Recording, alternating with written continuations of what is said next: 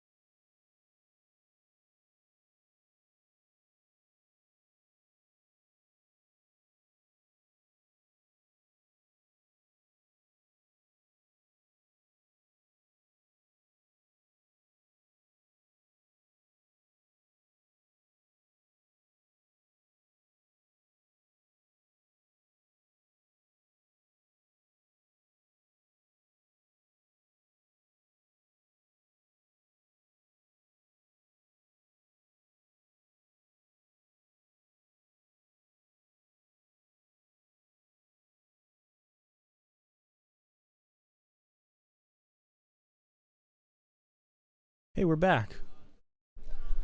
How's everybody doing? There's nobody here. I don't even know what I'm doing. What are we doing? Here's some of the things we're doing. One, I'm checking the MTGO thing. Does this work? No. Okay. That's good. Fix that. Now the VOD will have sounds. I'm going to assume I set it up correctly last time. Please warn me if there's no sounds coming out. It's been a while since I've streamed. Everything and nothing has changed. Let's get started with what I've been doing. And when I say what I've been doing, I don't mean this list, although this is what I play when I do sneak in a single league here and there. No idea why there's only 14 cards in the sideboard. What have I been doing? I haven't been streaming a lot for like 2 months, and when I do stream, it's not Magic. And when I stream those things, I don't put them on YouTube. This one's gonna end up on YouTube, so I guess I should update like a lot of the things. So what have I been doing? I lost my job August. I got a new job that started halfway through December. Really all there is to say about that. That's not why I wasn't streaming, but I think what it is like when you spend all day at home not working, you feel like streaming is, it's like this weird mix of being lazy and working that is just not appealing when you got no money coming in. So I wasn't doing it. That combined with the meta of Modern being routinely inhospitable is why I haven't been streaming. However, people have been doing great with Goblins lately. Is that because it's good? Or is that because all the competitive players stop playing Modern because there's nothing competitive that happens in Modern? Hard to say. Honestly, could be either. And I mean that. Shout outs to the people who followed me 2 days ago, even though I haven't streamed in forever. Magic Nerd 2004. Shout out to you. I don't know if I'm going to jump right in or wait for... It's not like I can expect many viewers to show up. It's just not generally how the stream works. It's mostly you Europeans out there in YouTube land watching me, so thank you for that. So I guess... Okay. About 2 years ago when I started streaming, it's probably a little more than 2 years, I used to consider myself like a student of the Goblins community, and now a lot of people look at me as a teacher. But something I used to do at the beginning of every stream was I used to go to MTG Goldfish, and we're going to do it now because I kind of haven't been keeping track of the meta and all that stuff very closely. So something I used to do was I used to go to MTG Goldfish, and I used to go to Popular Decks in Metagame, and I used to hit Modern, and I used to scroll down very far, and it was very rare that it was ever on the front page. In fact, never was it ever on the front page. In fact, one time, Goblins fell off the list entirely, and everybody was like, no, it's still good, I promise. It wasn't good then. Here's Goblins by Mord to Light. Shout out to him. Everybody's been playing these stupid Orvars, and that deck, as far as I can tell, it's gone, which is like ridiculous that it's gone because it's not bad. I just don't see it anywhere. I gotta sign out of my messaging app before somebody says something dumb. All right, let's take a look. I think, so full disclosure, I think Jund Goblins sucks. I think it's the worst version of the deck. I don't think it makes any sense to play Jund Goblins in Modern. We can go into it in more detail later. But I'm going to be playing Black-Red Goblins today. Now you can see Jund is the only thing that's been doing well. Although, notably, this is a Jund list with no Ignoble Hierarch, just a main deck Mass Vandal that you can cast off of your 4 copies of Cavern of Soul and your 1 Stomping Ground. Why have this? I guess it makes sense to have... It's almost... Okay, this is interesting. We're getting into it, like, right away. Like, old things that I haven't thought about. I'm glad you guys have still been playing. Igor, were you the first person to make this? Because I saw Mord had it in the sideboard. And this person has them in the sideboard. With the... They have the 4 unclaimed territories. 4 secluded courtyards. I think I very much don't like this, but... I mean... They have Warping Wind. Okay. This is Knucklebone Witch. I've wanted to try something like this. This is interesting. We might play this list pretty soon. Because Knucklebone Witch is a pretty bad card, but once you get Horde Master into your deck, like, a lot of interesting things can happen with this Knucklebone Witch. Although no, I don't like the 4 Twin Shot Snipers. Maybe I'm missing something, but I don't think it's good. Yeah, this is a paper list. This is very much a paper list. Because I have no idea how big this regional championship at the Card Collective on December 3rd was. It's an RCQ. It's not even a regional championship. So, interesting list. I doubt it's good, but interesting. Anyway, back to this list with the main deck Mass Vandal. What I was getting at before my ADD took over,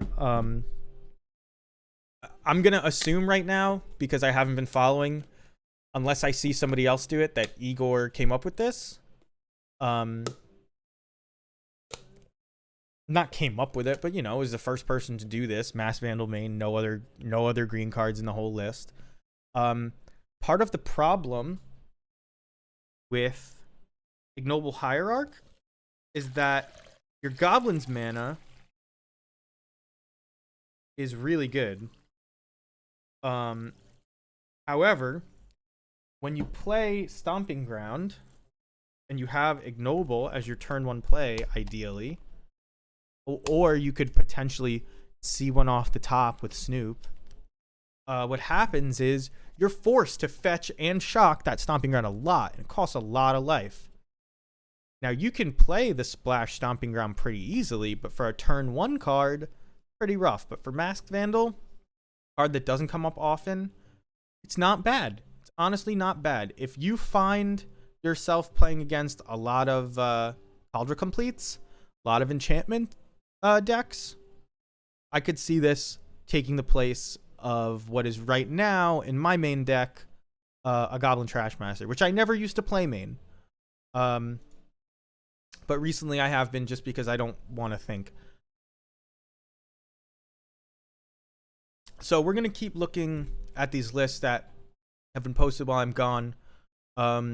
Joker's good player. He's being misled by Ganja, another good player. Lasty, it's good to see you. I made that statement a long time ago. Yeah, I'm so glad that you like Painter. It's actually so funny.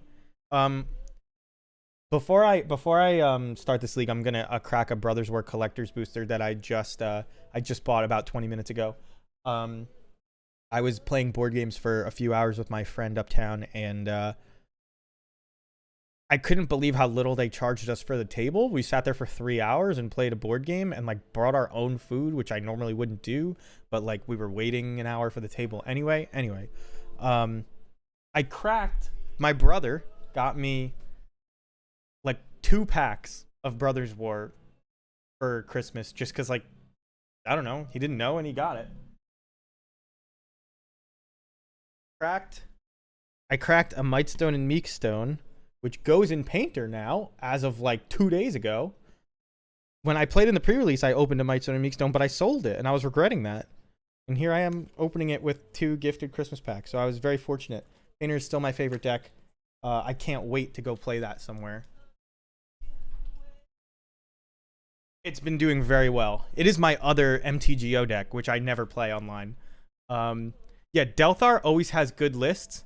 And Delthar actually was the first Painter list that I played on MTGO, which it might be this one. I think it's this one. It's just like super hyper combo. This is something I do, by the way. When I know that I want to take a look at the list before I play it again, or I don't want it to appear up top and click it by accident, I move one of my main cards that's like really obviously a main card to the sideboard. But this is an old Delthar list. Andre Corbin, when I first started Magic, I played Goblins, but eventually the other tribal stuff seemed fun as well. Specifically, I adore allies. Allies are very cool. It's actually such a shame that they stuck with humans as the tribe instead of just making more allies. Humans is the lamest tribe that exists, and because any human can be anything, right? So they just, there's obviously a lot of humans on every plane, but there don't need to be. So there should be. Now the trouble with ally is that it's like, I don't know if you've noticed this, but cards have kind of settled into this race class modifier. So Goblin Artificer. So like what the being is and then what they do. Here's an older one where like it's not that way, but most Magic cards have settled into race class as opposed to, this is just 2 things, ape spirit. It's got no class. So take that however you will, but the ally class is their job, so the only thing left on it is race. Yeah, so the thing is, like, the 3 class thing, they don't do that a lot, and I think they don't like that. But ally is literally the coolest one because it just feels like you're supposed to play them together. So it, like, it's parasitic is what they call it. They can't put it into other sets because now they only interact with the allies. But like, I think the appeal of tribal is you get this very obvious toolbox, and it's like, well, what can you do with this? There used to be an ally based mill deck. It was a mill combo, I think. But I think at the heart of it, it was just a Heartless Summoning deck. I don't know if you know what Heartless Summoning is. This is not it. Where is it? Quantity. It's been a while since I've used Magic. So Heartless Summoning says creature spells cost 2 less to cast, but your creatures are smaller. So there was there was some way to infinitely recur the mill ally. And then people started to use the mill ally for a Vengevine deck. Because it was like, besides the lands, it was like the one way to mill yourself a ton. I may be conflating 2 things. I'm shocked you know the name, because I would not have called out Halimar Excavator. But there was some way to make this go infinite. I just don't remember how. I think that's why, Andre, they've seen it and it's bad in most iterations, but the thing about brewing is that it's always going to be bad until it wins a tournament. You know what I mean? Yeah, kicked random replication. Yeah, that might have been how they did it. I have no clue. I don't remember.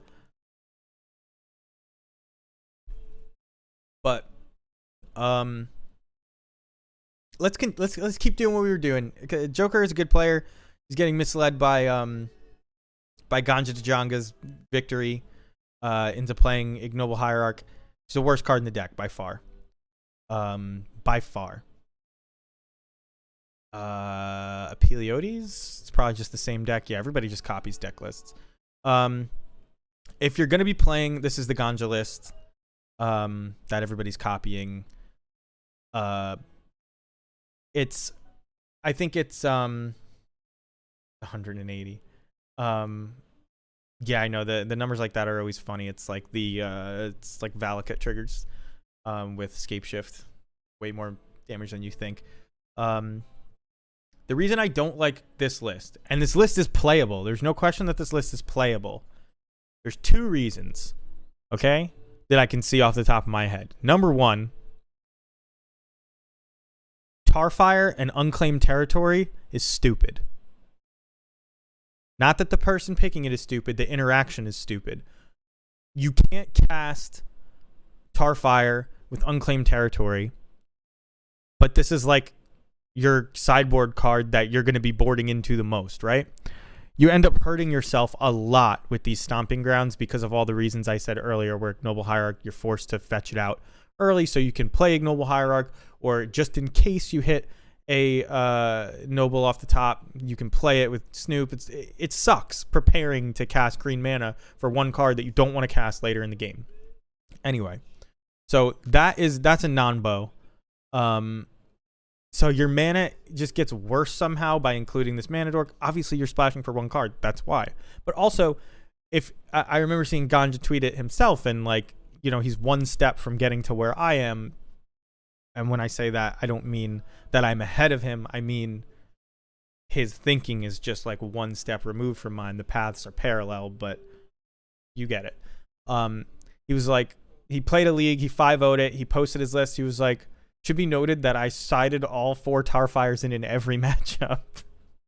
And I was like, yeah, that's why I play main deck Mog Fanatic, because you're just better game 1 against all those decks. Like, I just don't see a reason to do this. Like, given our sideboard plans is not... I'm not claiming to be the better player. Ganja's certainly the better player. Actually. I'm actually a very bad player. I don't know if you notice all of my tangents, but those same tangents that happen when I'm speaking where I never get back to them, the same thing happens to me while I'm playing, and then I just fuck up real bad. That happens all the time. Plato Nguyen, very good player. Respect their lists a lot. I think that's why I'm playing his list right now, with like a couple changes. I have like 1 ringleader because I'm playing the 4 Horde Masters, and I don't think I need the rest. Yeah, I think I'm mostly on this. I'm not playing Orvar or Unlicensed Hearse. Honestly, Scam is always big, and I don't want that update. Scam is always big, and you have to have Leyline of the Wood on turn 0 against Grief and Living End, and if you really are playing against Scam and things like that. I'm not sure that... I just said the other day that you shouldn't be bringing in Leyline against Scam. And I think that's true, but I don't even know. But that I'm playing Leyline because when you do hit a graveyard deck, they all have Grief. So, like, your graveyard hate needs to be turn 0. That's all it is. Even if you're on turn, turn 2 is too slow. I think I'm going to replace this, either this Void Mirror or the Chalice, with another Blood Moon. And this is like my least favorite sideboard configuration, and yet Goblins always ends up here. 4 Blood Moon, 4 Leyline, couple Chalice, and you get like 2 cards in your sideboard. It sucks. You don't think Leyline makes sense to you? Yeah, I don't think so either. I don't mind getting scammed by them. The only thing I care about against Scam is killing their one threat. The really difficult thing to play against is Kroxa. That's the only card of theirs that it's like, all right, I can't do anything. But the rest of it, they could play their whole game plan, and we have game. Anyway, I'm just going to run this. It's not a good sideboard right now. That's kind of what I'm getting at. We've looked at like some of the... When is this prelim? Very far. We've looked at some of the updates to the lists. Nothing crazy. There was that cool Knucklebone Witch list from the RCQ, but I don't think it's good. It was just interesting. So we're going to get started. I'm also... Maybe after this round, I'm going to go grab... I have a Brothers War Collector booster I just bought.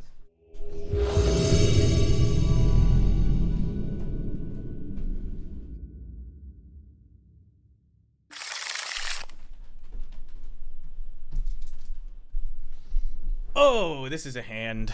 This is a great hand. Keep this 29 times out of 30. I don't know what that comes out to. Colossal Sky Turtle used to be a Living End player, I think.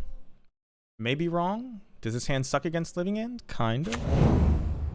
Blood Crypt Go? Is this a scam? Are you a scammer? Might as well be. Fucking Ragavan.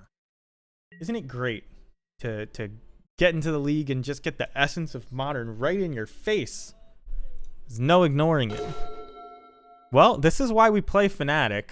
The question is, do I just play Aether Vial and put on my big boy pants like Spike would say, let them ramp? Or do I play Fnatic and fuck their whole day up? So if I do this, turn 2, all I can do is play Aether Vial. So if they have another Ragavan, I'm like kind of in bad shape. So I guess let's just take the hit. 0 drop Mog Fnatic when? That's what I need. I got to be able to vial it in immediately. Take 2. What have you got from me? Get a land. Get a land. I actually don't care what they get unless it's Mog War Marshal. In general.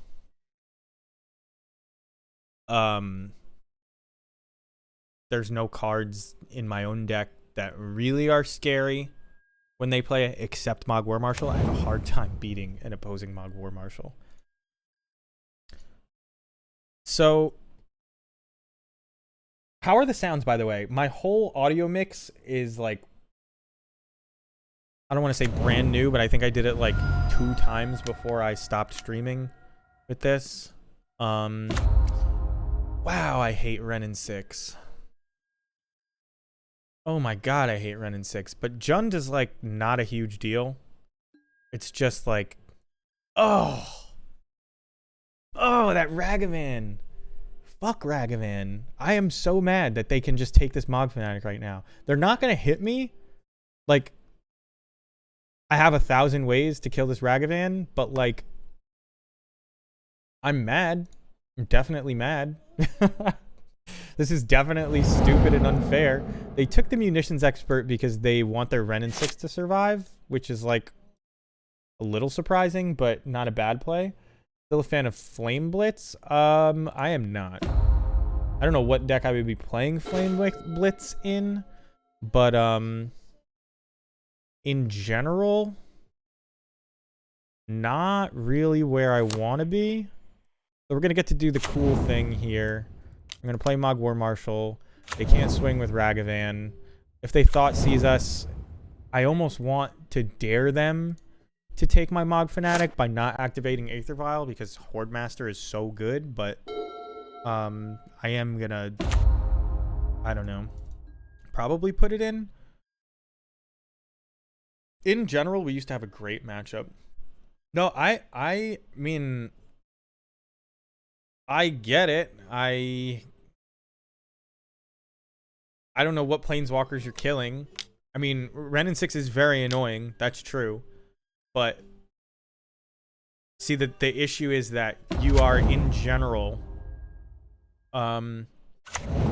playing. How many are you playing in your deck, right? Are you playing 2? So if you're playing 2, what? It means I don't get to draw off the Horde Master, and they kind of know it. But that's fine. It means I don't have to pay Echo. I could play 2 Horde Masters and then Yeah, that's good for me. So like, how many are you playing, right? Let's say you decide that it's so good you want to play 4. It always cycles. How many planeswalkers are they playing? 4. So you've like kind of matched them, but they always get to activate their planeswalker, and your card just sits there, right? So like, they always get to decide. I completely forgot to Vile and Mog Fanatic. Fantastic.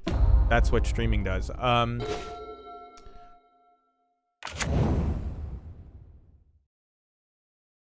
gonna play. Well, they have no.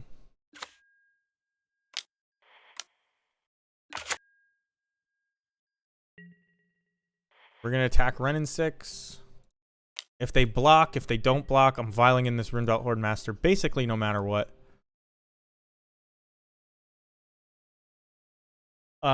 Anyway, they always get to choose how to interact with this card, and it just turns their planeswalkers into these like kind of bad sorceries, and it's not that big a deal. So we get their thing. I could have tried to save that so they like waste a Ren ping, but I wanted to save this token. Maybe it was dumb. There's a lot of ways to play that, because if this dies, you get to exile a card from the top, but like kind of want to get my goblin count up. In general, Flame Blitz is too slow. That's really what it comes down to. It doesn't do enough, and the other cards in their deck are so powerful that if you spin your wheels doing that, it's bad, and sometimes they can get value off their planeswalkers anyway. Like Teferi just comes down and they bounce a thing, and it's like, yeah, I draw my card. What are you gonna do? So like, you just don't get enough value off of it. You end up putting yourself behind.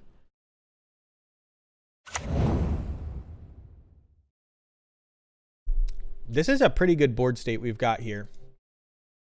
They only have the one artifact, so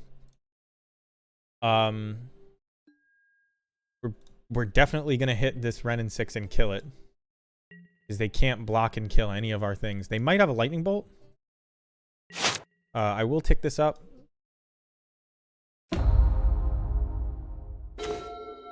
That is a pretty good draw.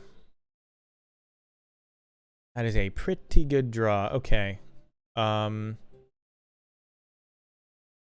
cards in hand, and they played nothing, because you know that they're going to activate Urza Saga, and it's probably lands because they've just been renting every turn. So we're going to play this before we forget, because you can see I forget a lot. We need to attack Ren with 2 things to force a block there, and then we'll attack them with these. Because we get to draw a card if we ping Ren to death, which is, we get to draw 2 cards. With 4 mana in play, that seems really good. No blocks? Wow, just straight up no blocks. I'll take that. So, I think they play main deck Pithing Needle, right? Do I just draw 2 right now? I think I do. Because, like, what could they play that...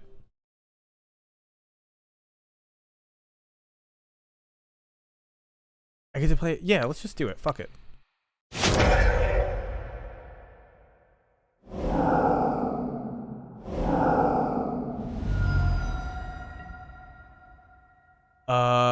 Well, there's a free munitions expert that we got to upgrade.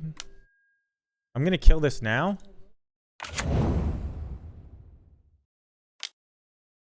I'm gonna kill this now for 2 reasons. 1, it gets bigger, but 2, they never suspect the second munitions expert. They never suspect the second munitions expert when when you play one out. So I'm going to assume they're going to put some very high value stuff into play, maybe at the cost of not activating Urza Saga. But worst case, we're just gonna kill this reflection of Kiki Jiki, so it's really not a huge deal. And maybe they Pithing Needle my Bloodstained Mire here, really not a huge deal. I would rather them hit that than the Aether Vial. Now, yeah, I'd still rather them do that than the Aether Vial, so let's make them do it.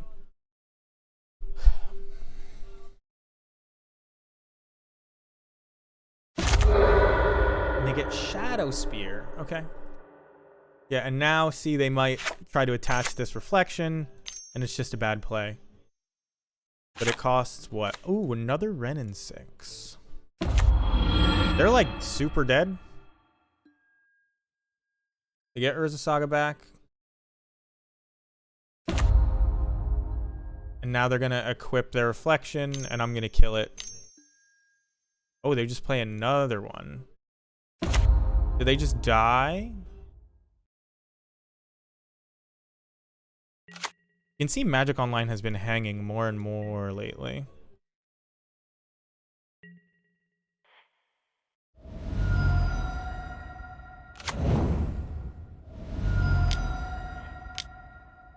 We're gonna kill this. Don't care about Renin 6. This game is over. I think. I haven't done the math, but 5.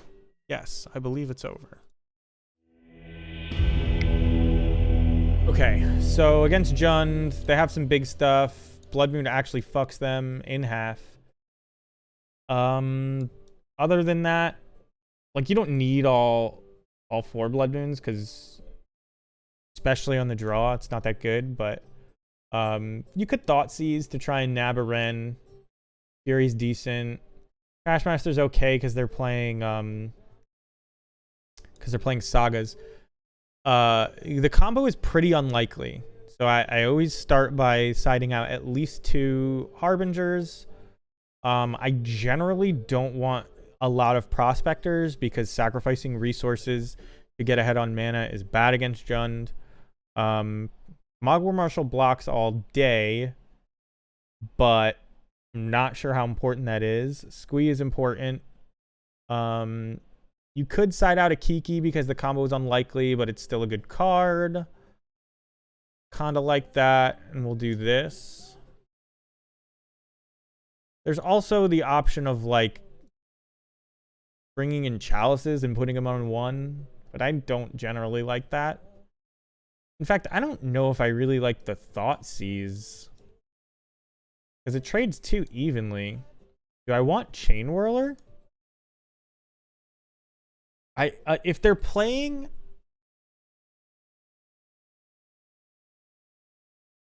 oh,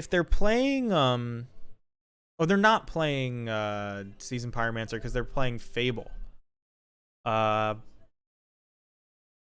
Thoughtseize is kind of the best way to deal with Fable, and Blood Moon is worse against Fable decks. Go like this on the draw. And 2 Thoughtseize, 1 Blood Moon, 1 Fury. When you draw that Blood Moon, it's like so good, but not necessary. This is a snap keep.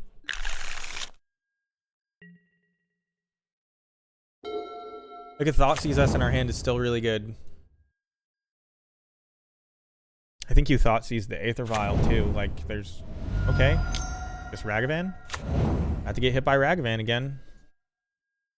Unless... I don't think I'm gonna Fury Away run Ragavan. That's pretty dumb, right? I'm just gonna put this out.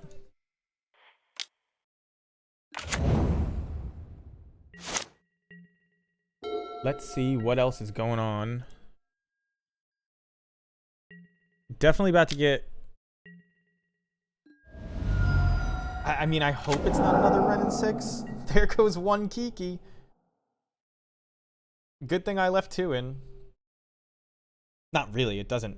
We're not comboing, I don't think.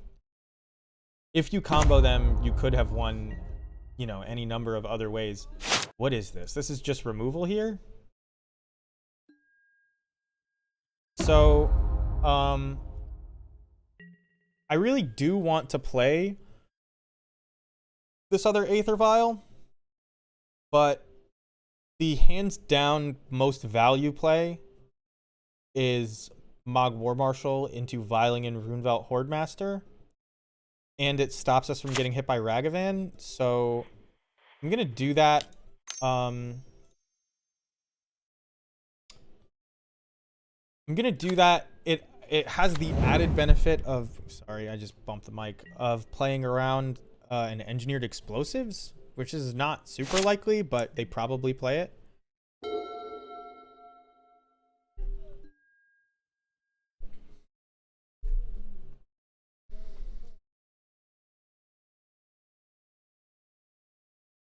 Does Ratchet Bomb cost 1 or 2?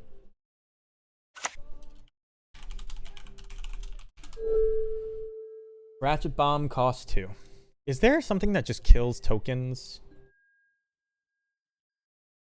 Okay, so this is Urza Saga plus Keep Up Removal.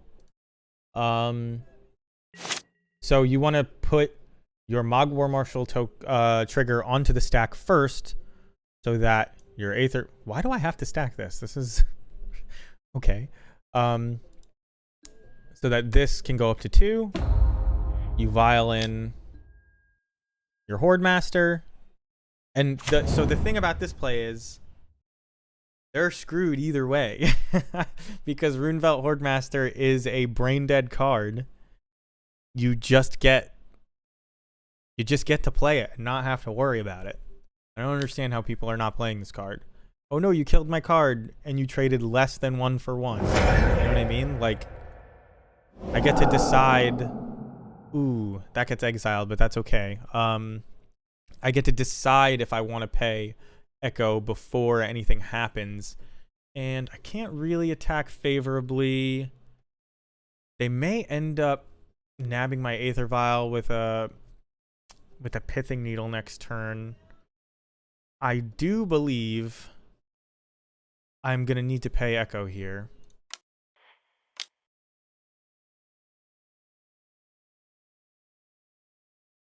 You usually want to pay Echo against Jund. So this is fine. I mean, we really incentivize the Pithing Needle here, but we don't have really a better play. Yeah, I mean, if they have 2 removal spells, they can hit me with Ragavan. That's fine. They'll have to spend them on tokens. I think we come out ahead there. I guess I get hit for like 2, but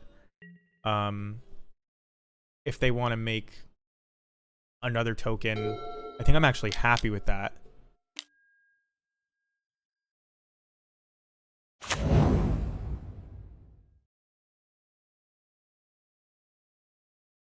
Now they must grab Pithing Needle here, right? If they play it. And they don't grab it. Oh, they just have it in hand. Okay. Well, that sucks, but it's actually pretty bad for us now that they had the extra artifact in hand. It actually hurts really bad. Without the extra artifact, maybe not so big a deal, but a land off the top would be good here because I could play this and maybe buy myself some time. Wait, they named Sling Gang Lieutenant. Oh, shit. That was not a good name. They really should have named something else. They have 3 cards in hand. I can't quite cast the Sling Gang Lieutenant. I can look for something off the top. I can pitch the Blood Moon to Fury. I can... If I take this down to 3... Okay, I think I have to do this. That's a decent thing to have on top, but not exactly what I wanted.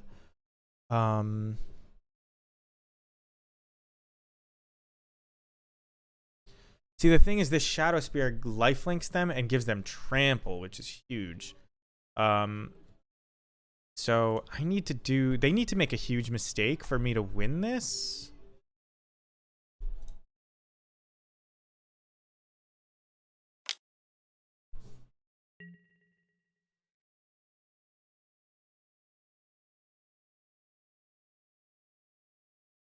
Do I keep the Blood Moon and cut them off green mana? I don't think they play a lot of green stuff these days. Alright, I think I'm pitching the Blood Moon to this Fury. And I just have to kill one of their constructs?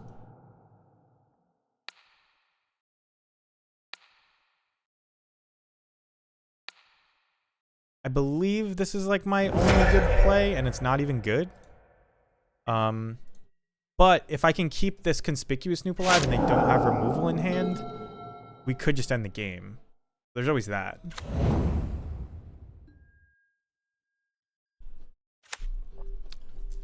We're gonna crack this collector booster after this game match? I guess so. I'm gonna be hugely disappointed. There's no reason to block because it's like crazy amounts of trample, and I need to draw a munitions expert. So take 4. Glad we got our free point though. They really should attack with this Ragavan to bring me down another goblin. Okay, so we're taking both of these up. I don't care.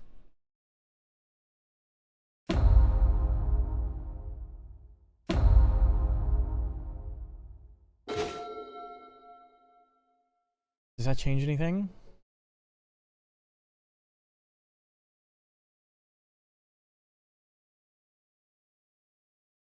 I think I have to play it off the top.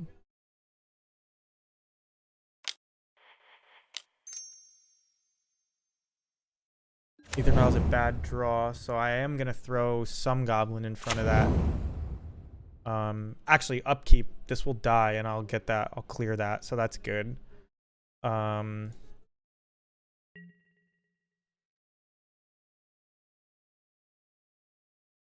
Should I think I'm supposed to swing with Snoop? No, because I want to be able to Vial in the Horde Master at a better time. No, it doesn't matter, does it? Just swing with this guy. We can pile a ton of guys in front of this construct.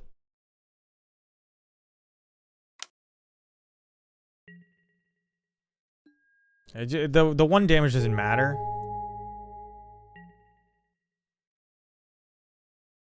Okay. I think we're okay.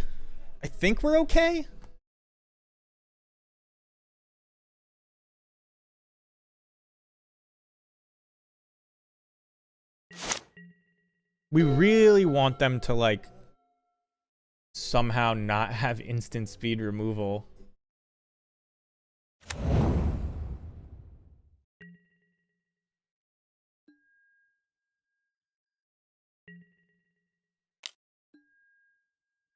I'm gonna do this first because they may let us go 2 blocks without killing it to try and trick us.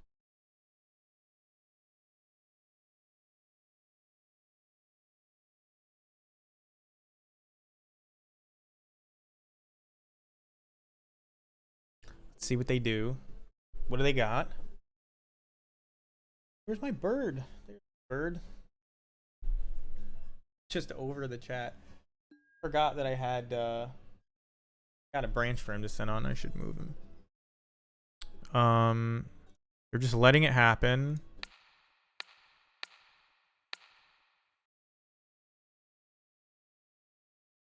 I'm just gonna do this.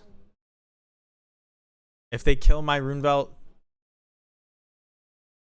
I take 2. And like basically nothing changes. Either way, my Aether Vial gets cleared, which is very good for me.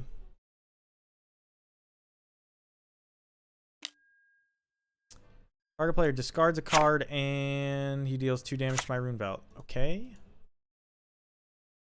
My Snoop. Exile the Aether Vial. I'm just completely empty-handed, but that's okay. Bloodstained Mire on top. That's at least a redraw if they don't kill my Snoop.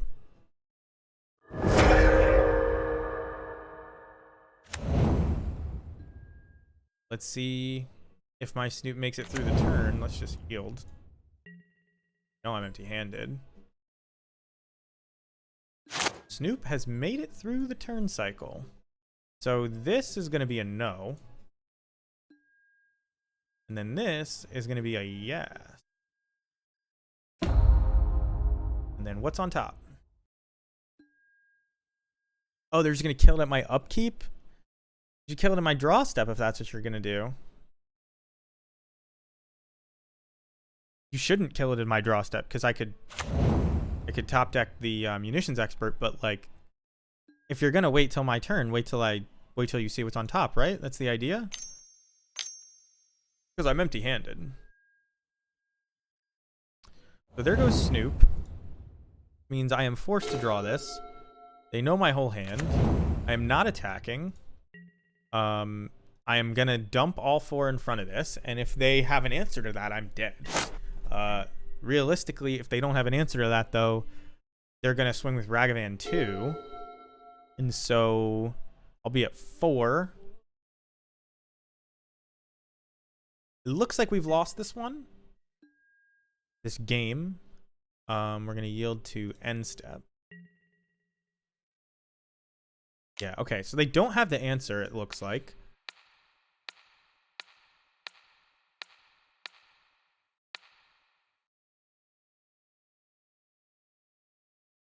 But they are still very much ahead. And they're going to draw 2 cards every turn. An extra 1/1. Where's a Shadow Spear?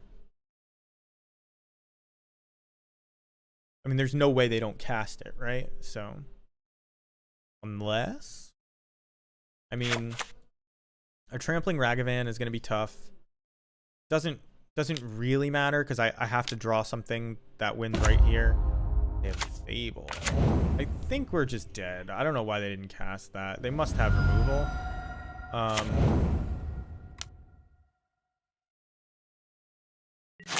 Yeah, MTGO has been crazy stupid slow lately. No. No.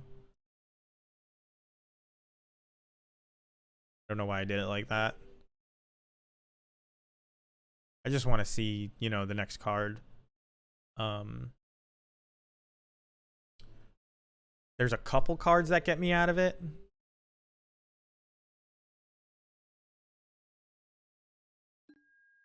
Namely Ringleader and Sling Gang Lieutenant. And we don't get there. Okay. Game 3.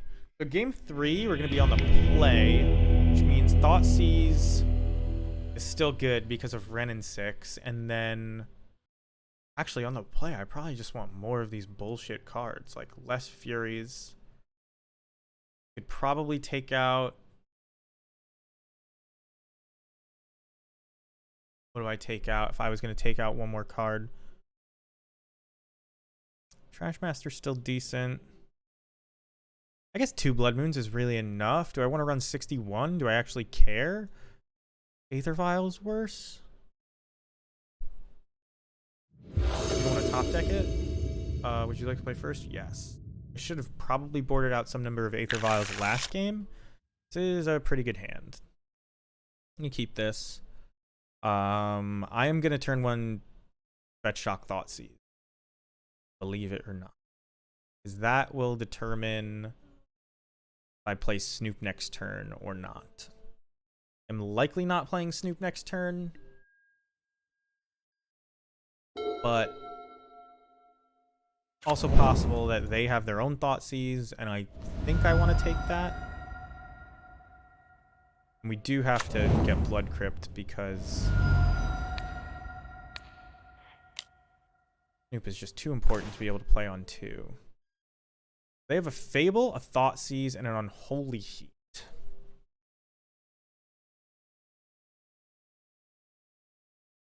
I guess you just take Fable. Let them Thought Seize you. Let them Unholy Heat you. Fable's the only thing that, like, that can make this hand better.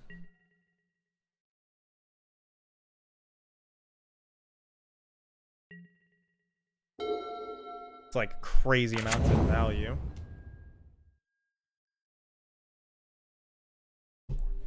One ring like an hour ago.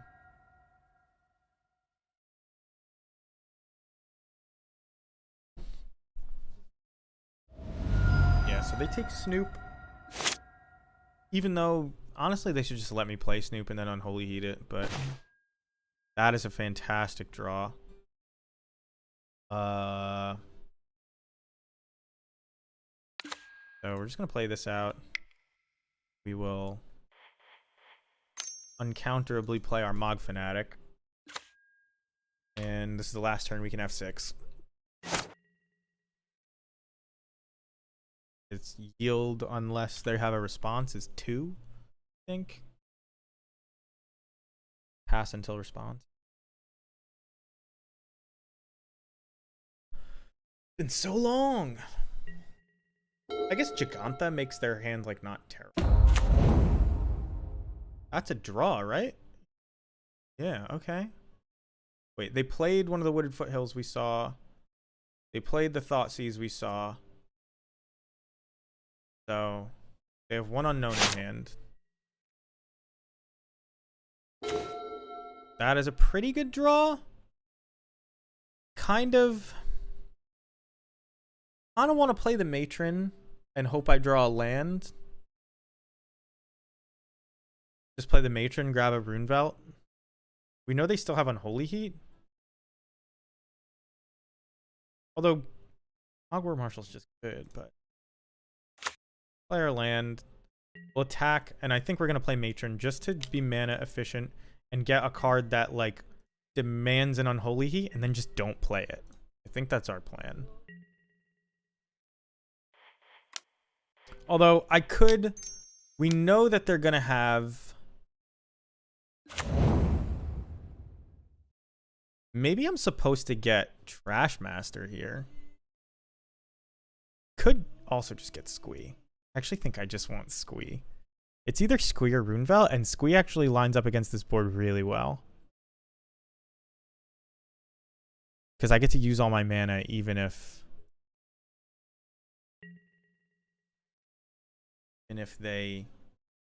I don't draw a land. And it's like they trade really bad with every card.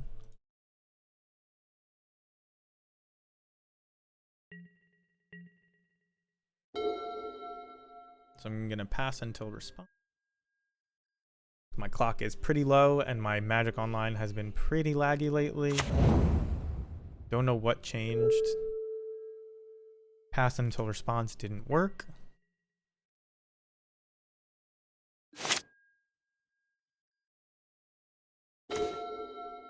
That's pretty damn good.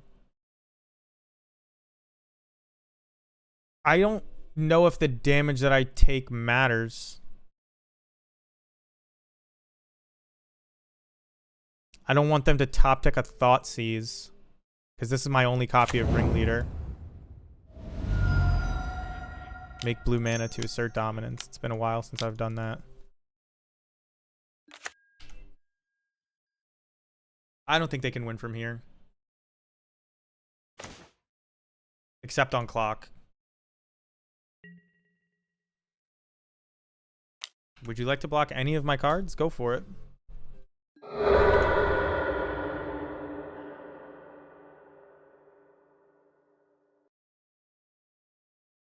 You let them block because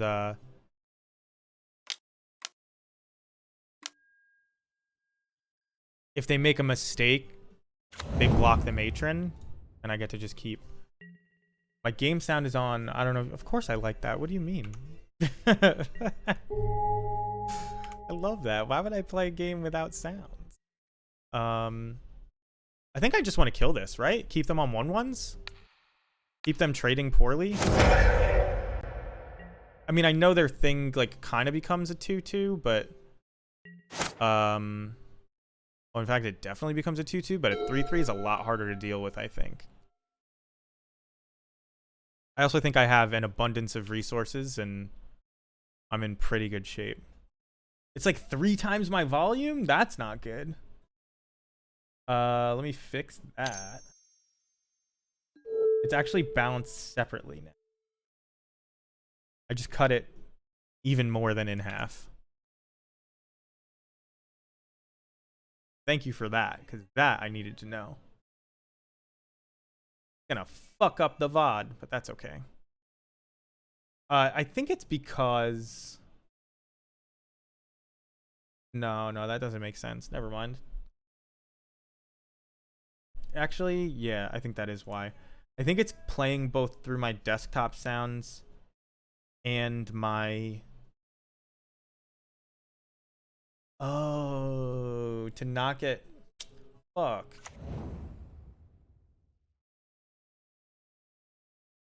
Oh, and Chrome... now I remember how I set this up. So this is supposed to go to Spotify. And then this is supposed to be muted. And now this needs to go down a little. Okay. Completely forgot that I had to do that stuff. So we know they have Unholy Heat. And did they crack this Wooded Foothills? Yes.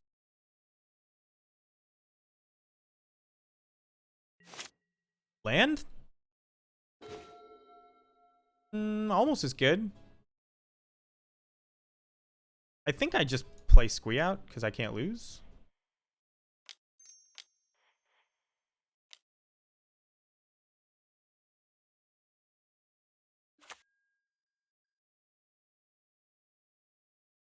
They Unholy Heat Squee. They take 3.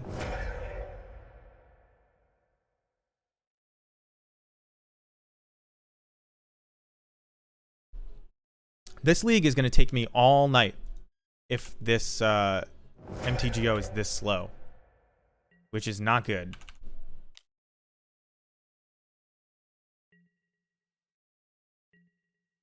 So they have 1 card left. We don't know it.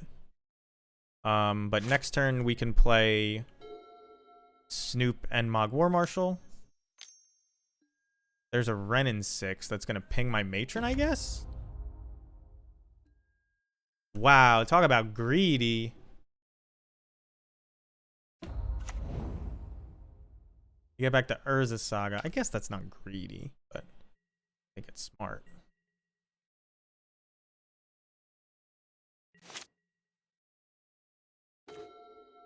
That's a pretty good draw.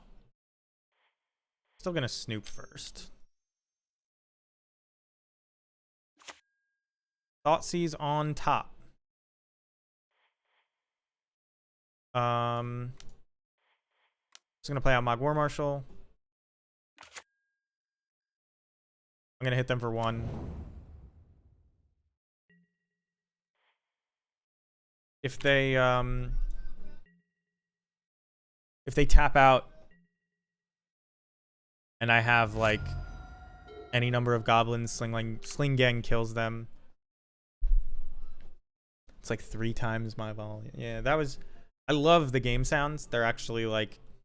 I don't understand the people who don't like it. Like, there's very little visual or audio feedback in MTGO. And if you turn off sounds, it's like... It's crazy.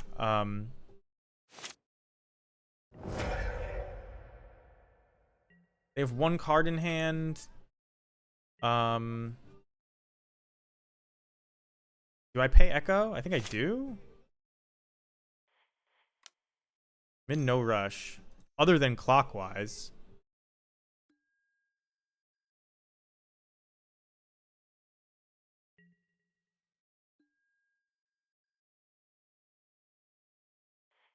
I think I just play this.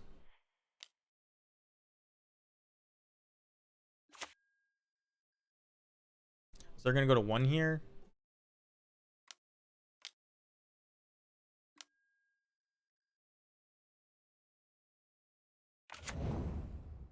their one card is a removal spell, this hurts, but like even still I do this because the Sling Gang resolving with all 3 goblins kills them.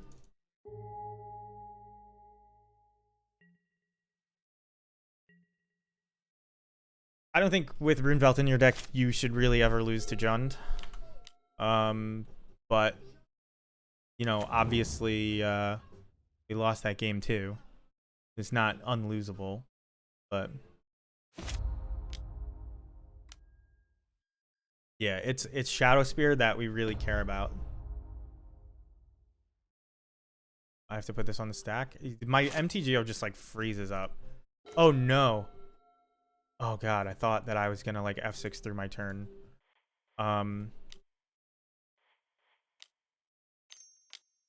It's so crazy how slow this is. I think it's this stream deck that I got. Okay, so I'm gonna unplug this stream deck. We're gonna restart MTGO. But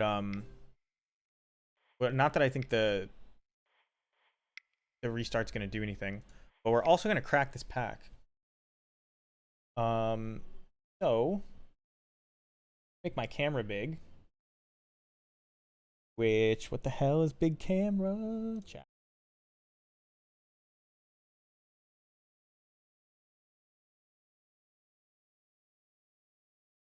There you go.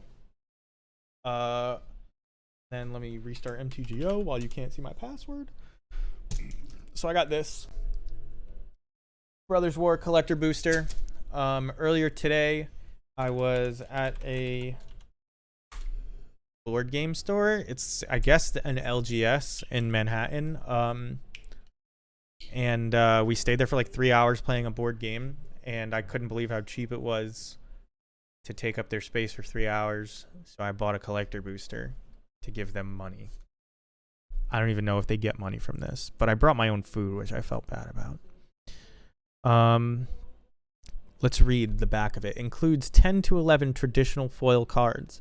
May contain these cards: Bro 1 through 267, 278 to 287. I don't know what the 10 in between those are. 293 to 377. Same question. Bro 41 to 67. Oh no, BRC, not Bro. That's the commander cards. BRR 1 to 126. BOT 1 to 29 includes 6 cards of rarity rare or higher and 4 uncommon, 4 common, and 1 land cards. Also includes 3 to 4 retro frame artifact cards and 1 to 3 schematic alternate art cards. Foil serialized card in less than 1% of boosters. That's what everybody wants. So now that I've read it, let's see what we've got. We're 1-0, by the way. Let's see if we can continue winning. If I could open this goddamn pack. Collector boosters are strong. I don't want to rip the pack, but I guess I just should. Who cares? Oh my god. Is it just like actually a fucked up one? You know, sometimes you get one that's just like, there we go. All right, collector booster being cracked. Then I'm going to run an ad NP and then we'll get into the next league, or next game. All right, damaged foil right out the gate. Tomacool Scrapsmith. I don't know if you can see, but it's damaged right at the top. There's a fucking dent in it. Veterans Powerblade. Pendragon Strongbull. All dog shit. Aeronaut's Wings. Not good. Iron Claw Crusher. Whenever Iron Claw Crusher attacks, target attacking creature gets +X/+0 until end of turn, where X is Iron Claw. Oh, Iron Craw, not even Iron Claw. Iron Claw Crusher's power. Got a prototype. Also real bad. Horned Stoneseeker. When Horned Stoneseeker enters the battlefield, create a tapped Power Stone token. When it leaves the battlefield, sacrifice a Power Stone. Actually, probably a really good card in red casual decks. A sick black foil insect thing. Guess it's a Phyrexian. Foil Kayla's command. Create a 2/2 colorless construct artifact creature token. Put a +1/+1 counter on a creature you control. It gains double strike until end of turn. Get a basic plains and put it into your hand, or gain 2 life and scry 2. You get 2 of those for 3 mana. Not bad. Urza, Prince of Krug. Alternate art schematic. Is that what that is? Schematic Urza. Artifact creatures you control get +2/+2. Create a token that's a copy of target artifact you control, except it's a 1/1 soldier creature in addition to its other types. That is not the morph Urza, but it's at least a cool Urza. I don't know. Who's going to play this card? Not me. Woodcaller Automaton, prototype. Makes it a 3/3, but it's an 8/8 for 10. When Woodcaller Automaton enters the battlefield, if you cast it, untap target land you control becomes a tree folk creature with haste and base power and toughness equal to this card's power and toughness. It's still a land. This is like the card that everybody thought mono green was going to play. I don't know if they actually are or not. Bonesaw is ready. We got a foil old art Bonesaw. That's probably the best card in the pack yet. Actually legit cool, but nobody plays Bonesaw, so who cares? Schematic Chromatic Star. Not too bad. People play it at least, but it's probably not worth anything. Ooh, I used to play this card in EDH. Retro Frame Precursor Golem. Precursor Golem is like it's a 9/9, but it comes in the form, or it's a 6/6. No, it's a 9/9, but it comes in the form of this and 2 3/3 colorless Golem artifact creature tokens. But if you cast anything that targets only a single Golem, not even necessarily this one, you copy it for every Golem in play. So don't play it in Golem Tribal, even though it is very much, even though it's very much a Golem card. Foil Ultra Magnus Tactician. This is your favorite Brothers War card. This is I think that this is the person that ends up killing Urza in the lore. And then they go on to what do they call it? The Mending, and Ultra Magnus then bequeaths his spark to Karn. That's not true. That's a Transformer, and it's double-sided because of that. Autobots roll out. More than meets the eye. I'm not even going to read what it does.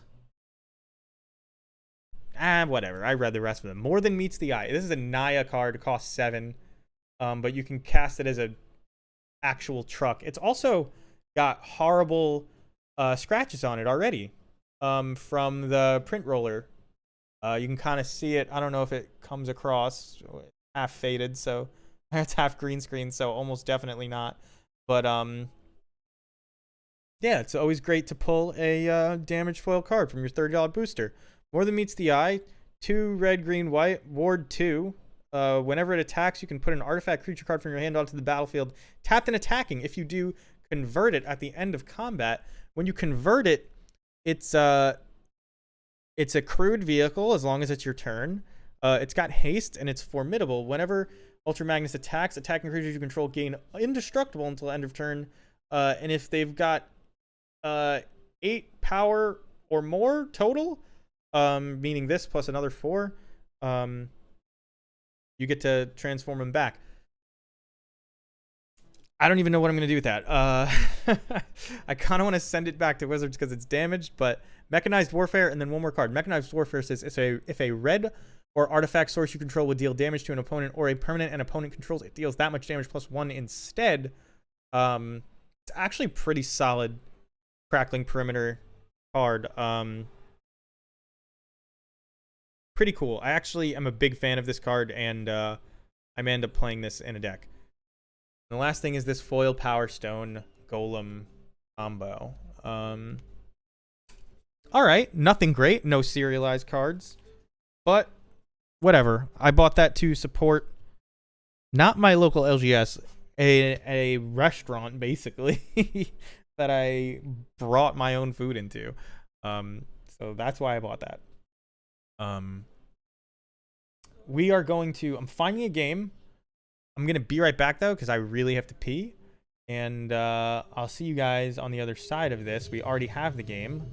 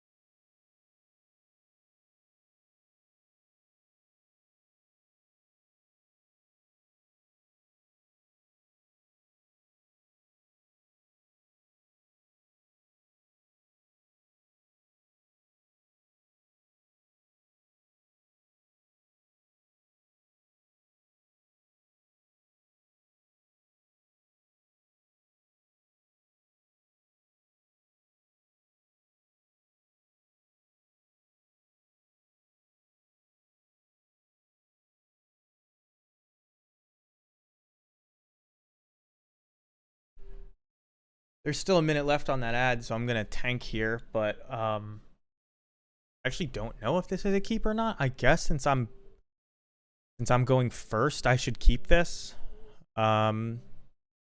Really bad against the prismatic ending deck. What are they? Is this just another Jund deck? Did Jund win something today? I think against the Jund deck. I think against the Jund deck, I am gonna keep this. What do we have? 30 seconds on the ad. Which ad blockers don't work as good as they used to either. Never get those. Ads on twitch.tv are necessary to keep Amazon's profit margins, and I don't even understand. I wonder how much it actually costs to run Twitch. All right. Ad is done. We're back. I'm going to keep this. It's pretty risky, but I'm going to keep it.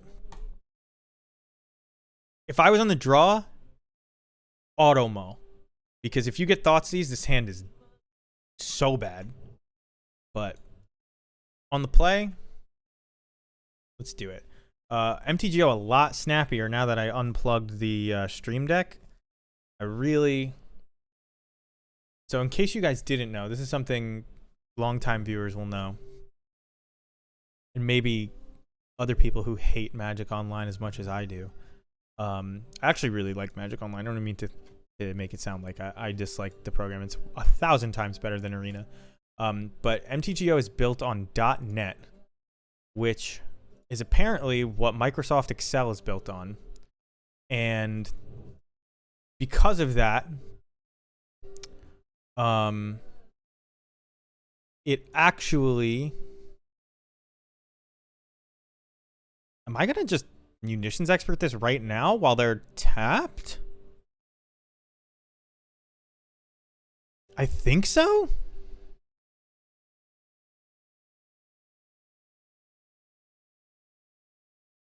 Or I can draw 2 with this Fanatic by like playing Horde Master.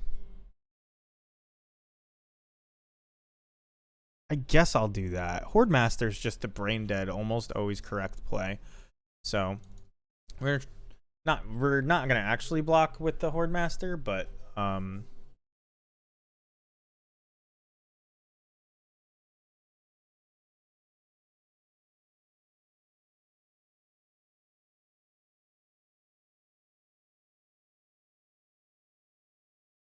guess maybe I'm supposed to keep the Fanatic because I can kill a Ren in 6. And a lot of people see this and they're like, oh my god, you just exiled the Kiki. That's no value. No. I was going to draw a 5-drop, guys. I was going to draw a 5-drop and now I'm not. Like, that's worth a lot. Worth a lot. All right. Unfortunately, well, they don't quite have Delirium yet. Don't have it. Don't have it.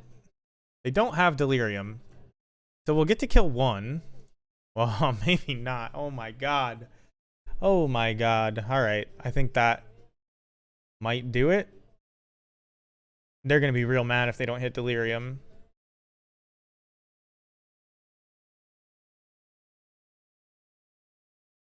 Okay, they kept 1 on top.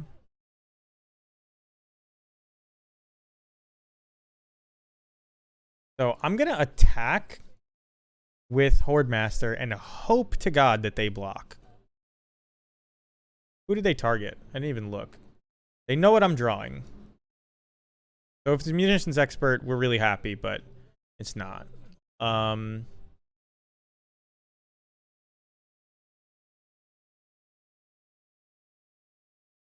believe I'm going to play out this Matron, but getting what? Let's attack. And like I said, hope to god that they block, which they won't.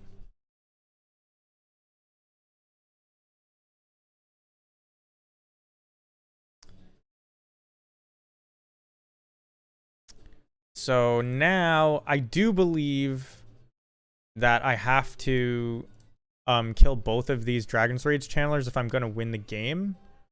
And so for that reason, I am going to, I think, tutor up another munitions expert. And we're going to do it before they untap so that they can't spend the mana to at instant speed to get more surveils. Because mistaken, Mr. Ken, I actually don't know if you're mistaken or Mr. Ken. I always think it's funny to say it that way. Rating with a party of 20. Thank you so much. I hope your stream well. I know it did. I used to know what deck you played when I was keeping up with everybody, but it has been a while. I haven't done that in so long. Thank you so much. Welcome everybody from their stream. We're playing Goblins, as we always do. We're 1-0. We just cracked a Brothers War booster. You can go back to the VOD for that. It was bad. We got a damaged foil rare transformer. So, what's the meme? Check the misprint group. That's everybody wants that. It's got a roller line on it. I don't think it's true. Okay, so this is actual Grixis Death Shadow, which we actually have a fine matchup against, and I think we're doing fine here. I'm gonna kill Ledger Shredder, I believe. And I'm going to do that during my upkeep. I'm gonna put this in. And then I'm gonna tick up my vial. That way, even if I don't draw a land next turn, I can play this Sling Gang. But I do draw a land. And I believe that that just kills them straight up, but I'm not sure. I haven't done the math.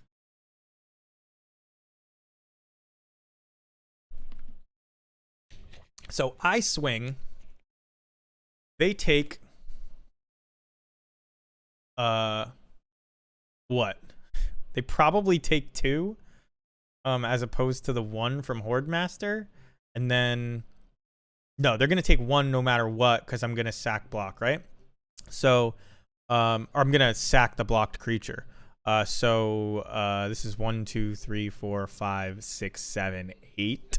Not quite enough, so we'll just wait. We're not in a rush against Grixis Death Shadow, and we can draw a virtual, like, 1 million cards next turn. I mean, the chances of us not hitting something that wins is very low. So we die to, like, Teamer Battle Rage and shit. But if they don't have it, I'm just gonna let this happen. I think they're, like, very much dead to the point where I don't need to get the extra point of damage and life gain in, given that they had to pass first. Teamer Battle Rage, any trample usually messes up our day. I think you're not allowed to curse on YouTube anymore. That's what I heard. Probably said the word fuck like 5 times before now. So we'll tick up.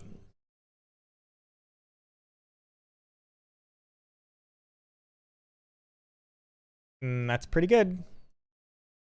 You want to see why it's pretty good?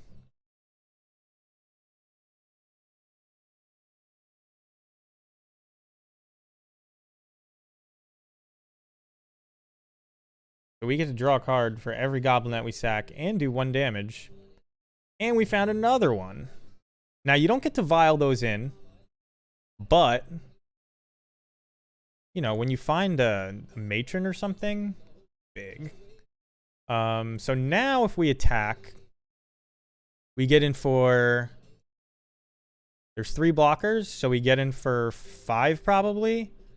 And then just kill him to death. That seems fine to me. They have no cards in hand.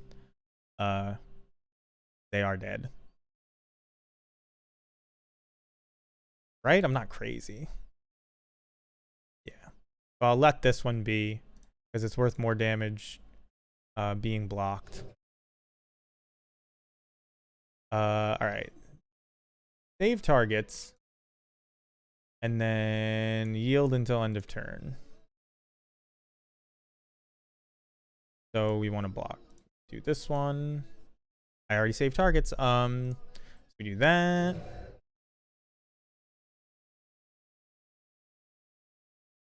They take that. And then we do it again. Bam. We won. Grixis Death Shadow is a pretty good matchup as well. So Thoughtseize is good against them. Chalice is good against them. I believe they just died Blood Moon. I don't think that they can beat that card. Fury is generally not that good. We have 1,000,000 years. We can draw 1,000,000 cards. They have a lot of removal. This is just like the old school, like, there's really not a lot you can do wrong here, and the matchup has only gotten better. Squeeze is okay, but probably not good enough that I want to keep it. I don't think Trash Master is relevant, though. So I can keep the Trash Master on the off chance that they play like a Pithing Needle or something weird, but I can also just like not play 3 Blood Moons. But I don't know if I really want to do that, because it is very good against them. So let's run the risk of siding out Trash Master. It shouldn't even be in anyway. Snapkeep. So this is a unique matchup in that those hateful cards that I brought in, you don't really need to mull for them, because if you draw them late, you actually still really mess them up, because it takes them a long time to set up. Gonna name Goblin, play a Vial. And with Aether Vial, you get to kind of launch yourself way past them in terms of board development usually. Oh, Spotify started autoplaying. I didn't even notice. It's been good, though, so I don't care. As long as they don't hit a Mog War Marshal, we're in good shape, and they didn't. So Ragavan hits us. They play DRC. Probably going to have to kill that, is my guess. If I can, even. Although it's kind of unlikely that I do get to. Unless they completely tap out, but it doesn't seem like they have to. Yeah. So here's the problem with Goblins when you're behind on board like this. I actually can't kill any of the creatures on board with my 1 removal spell, which is Munitions Expert. This is what Mog Fanatic fixes. Because all they have to do is bolt my creature, and we're about to demonstrate that they have one. I need to play something out. I can't just continue to take all the hits. But they're going to have some kind of removal spell for this Snoop. And that means that had I played the Munitions Expert, it would have done the same amount of nothing that our Snoop just did. We have to find a way to claw ourselves back ahead. And I think that's going to be by attacking with Squee, as dumb as that sounds. Maybe blocking with Squee. But we're kind of just in survival mode, and Dragon's Rage Channeler is getting them a ton of value. So this might be a counter spell, but I'm not sure what Grixis Death Shadow is playing these days. Please give me a... Alright, we did get a land. We're kind of screwed. So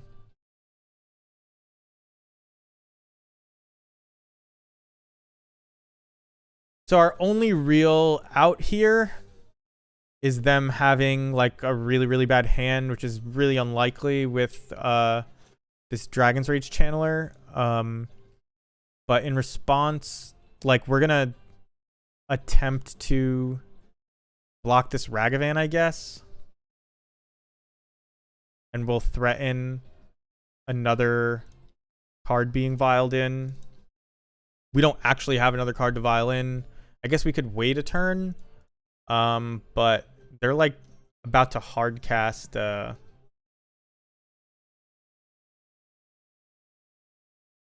about to hard cast some cards on us.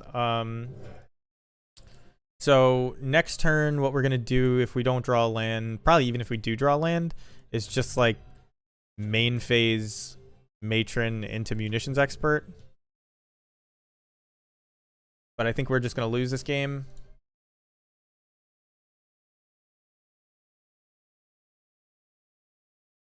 Ooh, that's not good.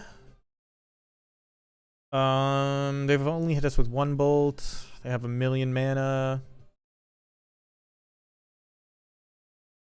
I don't think I can win, but we're getting to like 1,000,000 sling gangs next turn. So maybe I can? I guess we'll just do this all at instant speed. Instead of main phase, maybe they stupidly spend their mana.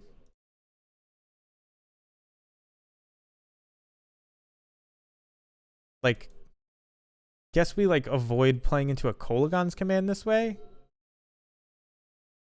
Not that it won't just like completely fuck me, but all right. So we want to do this before we want to let them do the surveil. So they have less info.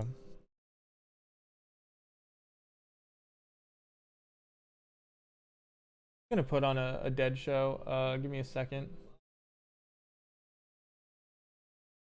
Even though I do like this. What else is this? Different one. Oh, let's put on the new one. And by new, I mean from 1981, but just got on Spotify. So we put matron into play. We go get a munitions expert.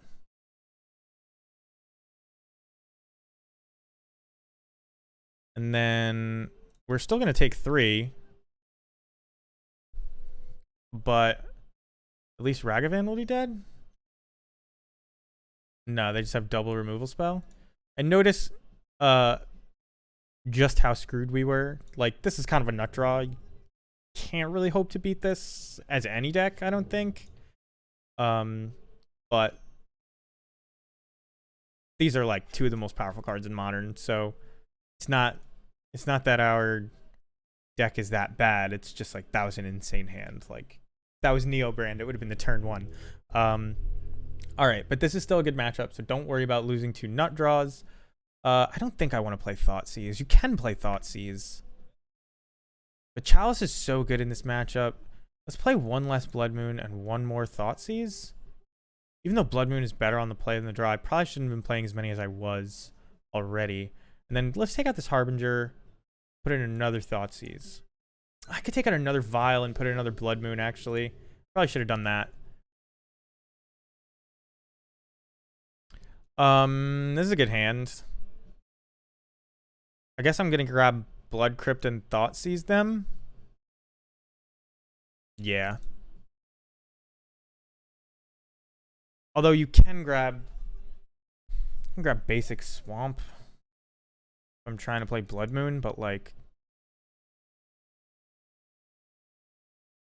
this is one of the very few black cards in my deck still. So let's grab Blood Crypt. Thoughtseize them. Well, this is the only card that matters. Lightning Bolt and Terminator are going to trade 1 for 1 with our cards that do better than that, or are so bad you shouldn't point your removal spells at them. Pop this out. They just played their Scalding Tarn. Do you guys think that the Thoughtseize bug is real or no? What do you think? It's 100% real, by the way. It's 100% real. And there is the Blood Moon. What do we play here? We know whatever we play is dying.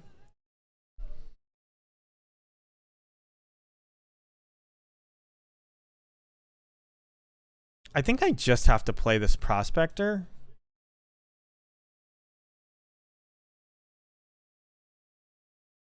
to give them less value off of the couple surveils they get. I can't even, like, I want you to know how statistically unlikely it is. Not that that happens. Because when you look at it, it's like 5%, and you say over hundreds and hundreds of games, it's going to happen some amount of the time, right? I think it's less than that. I think it's like 3, maybe 2.5%. Something like that. But here's the thing. I have cast 2 Thought Seizes. And it happened on one of them. It's not like since I've been streaming, since I've been back, like I haven't played in a very long time. Thoughtseize bug is definitely real. Okay, so they can grab a basic swamp. So they can still cast Terminate, and they can play Giganta to get around my Blood Moon. We know they cast, is it this Lightning Bolt? Yes.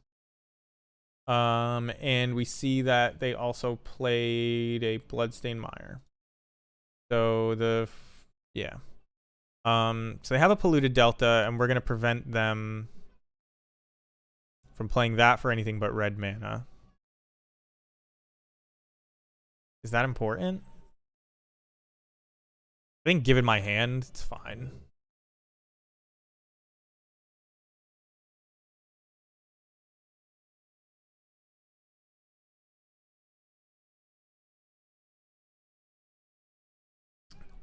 I mean, they don't have, what do you call it?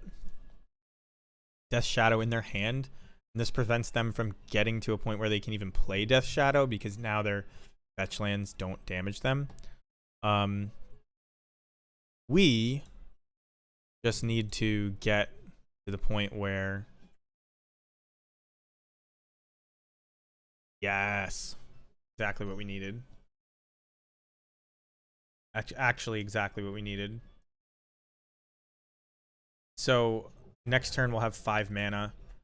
And we can Matron. We can't get a Munitions Expert, not that that matters. But if they continue to not have Delirium, which becomes less and less likely, but if they continue to not have Delirium, we get to kill this Dragon's Reach Channeler. And they may have a hard time finding Delirium. So they've played both of these Polluted Deltas and this Terminate. So 2 unknowns in hand. We've shut them off from Drown in the Lock is what we've done. And they're going to put Giganta in their hand. So I think we do get to kill this Dragon's Rage Channeler. Do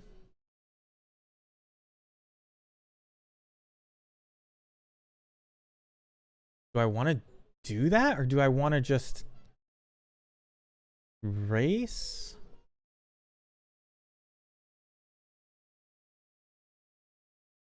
It's actually a good question.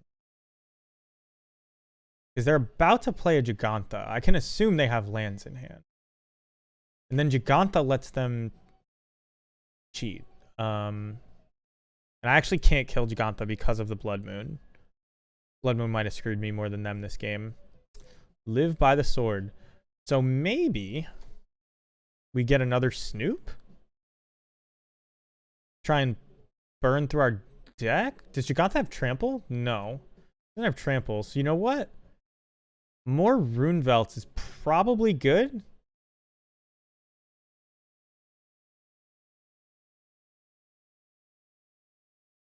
It doesn't matter what I play this as. Blood Moon is never leaving play.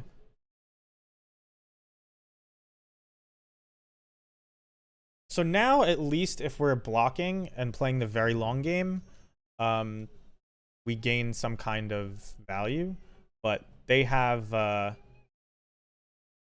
whatever colors of mana they want now, which sucks. I always forget that they have Giganta. They didn't play Giganta for a while because they're playing Luris. So like, I always think, oh yeah, they can't beat this card, but they totally can. But we are gonna have a whole bunch of big Mog War Marshal tokens, so they can't really attack through us. I want to just dump this into them? Kind of don't care.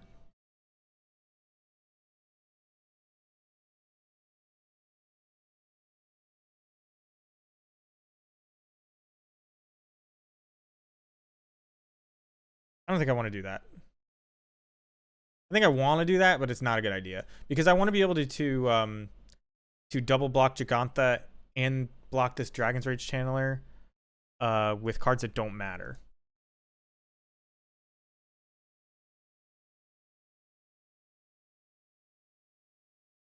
I hate the Dragon's Rage Channeler though. Dragon's Rage Channeler Mishra Bobble is like, it's so dumb. Like, yeah, I'll take 3. I do have to kind of race this. Maybe I do pay Echo then? No, I don't pay Echo because I need to find cards, and this will be my blocker. Give me something. I mean, I'm drawing a million cards, so hopefully I get there, but... Boggart Harbinger, not quite. Make sure we have an exiled swamp. Deep draw. Major, not the worst.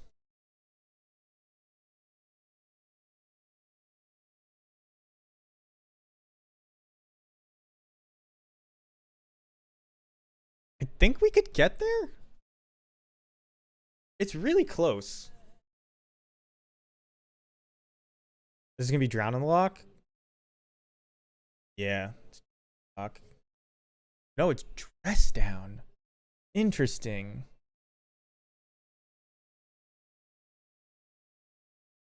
I'm still gonna have to attack them for a bunch. That will let them play.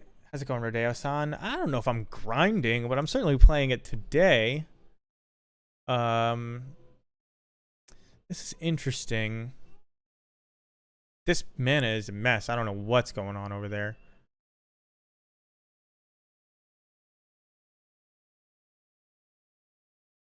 So now they can kill my stuff without it triggering. My matron will not. Yeah, there you go. That's what they were doing. My matron won't get to tutor, which sucks. I will have this one blocker for their Gigantha, though. I guess 2 blockers. So we'll hit them for 3, which is actually good.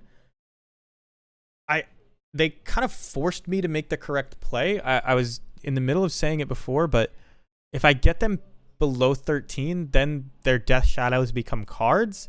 And I don't know if they have Death Shadows in hand. Do I want to play this Mogwar Marshal just to have another pair of 2/2s? I think I do. It's 1/2/2, but I think it's worth doing. I actually don't know if it still echoes. Ugh. Oh, that was the whole reason I played it. That's really bad for me. Why did they take the 1 damage? I don't even understand. What could I have played that they're afraid of? That play makes no sense, and I guess because it makes no sense, well, what could we draw here to win? More Rune Velts? It actually makes the clock fast enough? How's it going, Ganja? Happy New Year to you as well. I screwed myself with Blood Moon this game. You're walking in on it.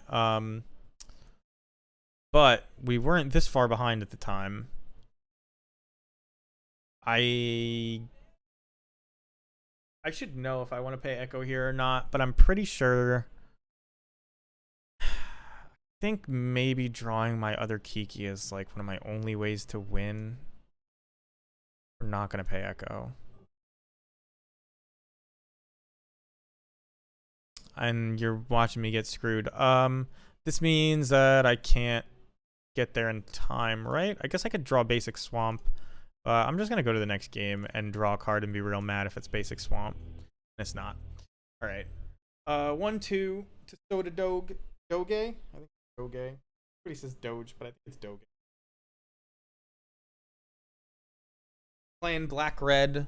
Don't bring in Blood Moon against the Giganta version of Grixis Death Shadow. That's what I am now remembering. Stompy Robo is our next opponent. This is a keep? Yeah, it's a keep on the play. I don't know what they're playing.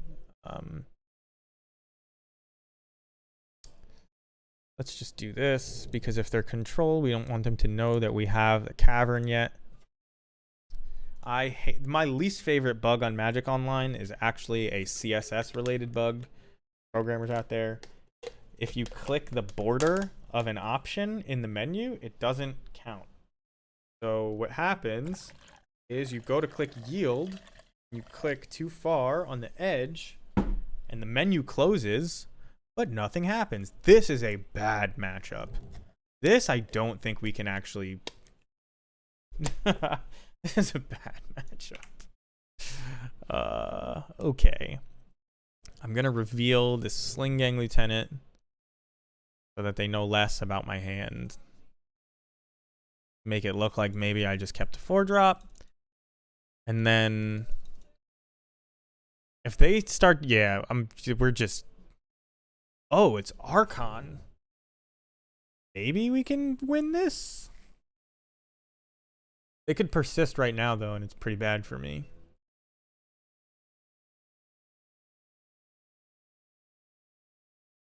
What is this? This is the Spike deck? Well, I've seen this, but I don't actually know how it works. They're gonna get one like fake scry off of this, but it's gonna die. So that's good. Yeah, it's for sure. How's it going, Nerdy Vato? It is definitely, I've seen him play this. And by seeing him play it, I mean I've had him on my second monitor while I was probably playing World of Warcraft, and have no idea what's actually in the deck or how it wins. But I know that that card is pretty good, and it lets them churn through the deck pretty quick and get the things into their graveyard that they need in their graveyard. That being said, I'm going to play this Matron, but for what? We don't have to care about counter spells anymore. What am I going to put into my hand with this Matron? It's almost definitely either a munitions expert or a Runevelt Hordemaster. If I put a Runevelt Hordemaster into play, I can draw a lot of cards, and I can deal them 3 extra damage, which isn't that exciting. But it would put them to 11, which then puts them closer to the Sling Gang range. Could just get Trash Master. Could just get Trash Master. Forgot that's a main deck card. Matron for Snoop and then cast it? So the thing is, I'm assuming that they play Asmo, and like that means they have infinite removal with these 2 things already. So like I didn't want to like go all in on the combo, right? Maybe I should have. I'm just assuming they have removal though, which again maybe is not a good assumption.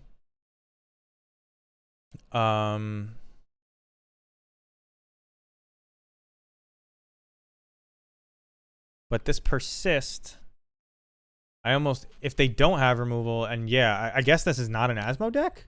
It's got to be an Asmo deck. You don't play the Underworld Cookbook without that. But now that they've done this and left up only green mana, we know they don't have an Asmo. So I kind of feel stupid, because we could be ending the game this turn. You are correct about that. I just really assumed that they would have removal in the form of Asmara Nabla Istina Koldakar.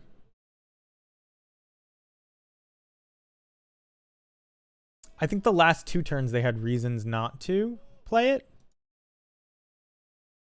But now there's no reason they wouldn't have played it after this. Ugh. Well, at least we get to like maybe win next turn.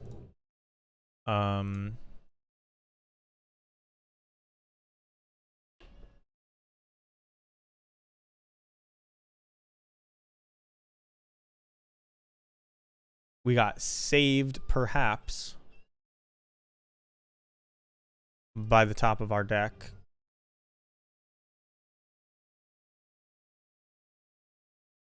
Yeah. Although this plays into like engineered explosives, I don't know. We will learn whether or not they have Asmo right now. Or removal. I mean, what are the chances that they don't have removal or a Pithing Needle? I made us vulnerable to Pithing Needle, although can we still get there actually? Because I could put Kiki on top and then play Trash Master. Am I just dead to this? What the fuck is this? This is Asmo. Yeah. Okay. So I believe that they had that the whole time, but I may be wrong. I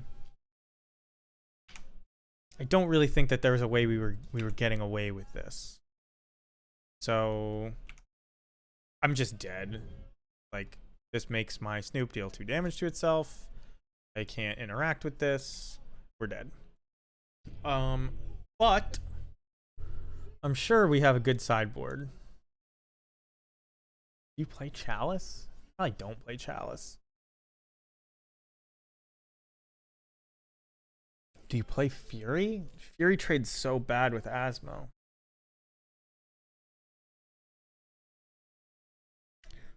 I think we need to combo them to win. I don't think we win the long game against this at all, but this is a bad matchup. I'm glad you enjoy it. I guess you need to leave this in. This is bad. This is a little too late in the game to matter. Think you can get away with 1? Og Fanatic doesn't actually do anything except end our combo. So I think we can cut down to 1.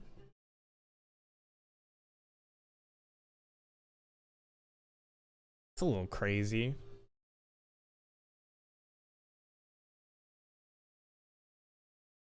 I don't like cutting down below 2 combo pieces for each slot. So like, could shave on an Aether Vial, but I think you want all your Aether Vials. There's nothing, I'm not Blood Mooning them. We can probably take all of these out. I wouldn't normally do. You want to be able to combo through a turn 2 persist. But just having the 1/1 drop makes that a little bit difficult. This ringleader doesn't matter. Trash Master is really bad, but I think I need it. I think I shave on a munitions expert, especially on the play.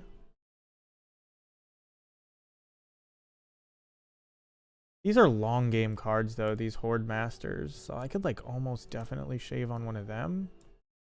Although it is a combo out in and of itself. I think maybe I'm supposed to bring this in though. This might be so wrong.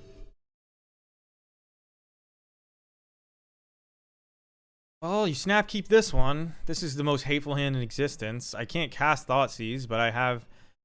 Do I cast Chalice on 1 or 0? 0 prevents them from ever casting Asmo, but 1 keeps them off of... Well, oh fuck, no. Chalice is bad against them. Chalice doesn't do what you want it to do because they have that green card that tutors, so Asmo can cost 2. So I have to play this Chalice on 1. And I can't cast this Thoughtseize. My hand is so much worse than I thought it was. It's okay. It's okay. It's been a while. We're learning again. Is this going to be turn 1 cookbook so it doesn't matter that I have Chalice on 1? This is why I don't like Chalices usually. Okay, that is a Fatal Push if I've ever seen one. So maybe this is why I do like Chalice. This is why I hate Leyline of the Void. Oh my god. It's going so well. It's going so well. They probably play that stupid Termite card. So I can't expect this to stick around forever. But I think I've effectively cut them off from discarding Archon and stuff, like even if they do deal with the Leyline. So it's going to be a little bit difficult for them. I'm going to cast this Boggart Harbinger and put what on top?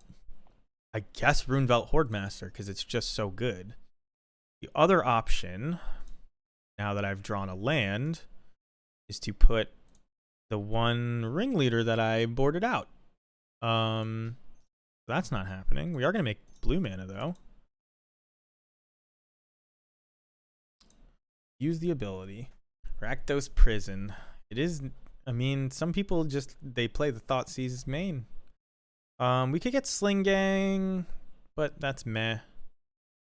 It's, I guess you could get Snoop and try to draw cards and like get to another Harbinger.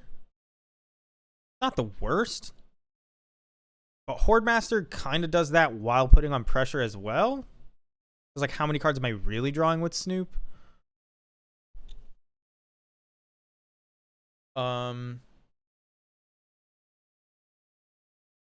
Like just attacking with the 3/2 gets walled pretty easily.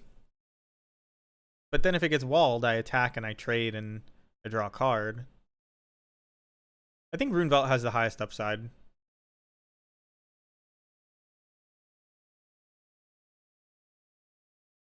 I think Runevelt works in more situations than any other card.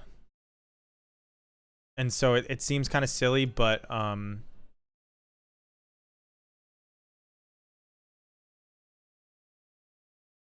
it just is the play. No countering my spells.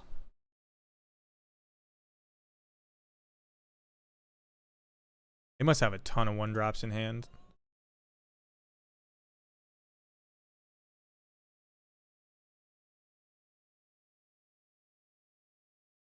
I think this also puts them in an awkward position because we kind of have inevitability and they need to draw a lot of things to make it work past this Runevelt. Oh! I play it even though they don't have anything? Should attack first. Because they might try to get clever.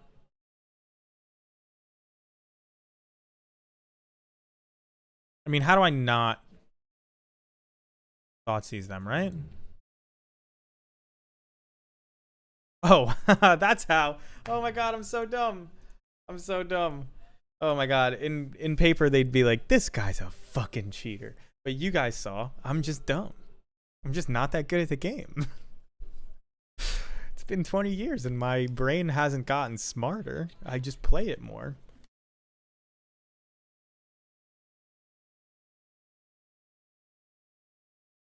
At least I don't lose the 2 life. Am I right? Mm-hmm. They discarded Gilded Goose. Chalice is the best card in all of Magic the Gathering. That's a good card. So now you hope that they do something crazy to deal with this Boggart Harbinger, and then you're just like, here's 2 more.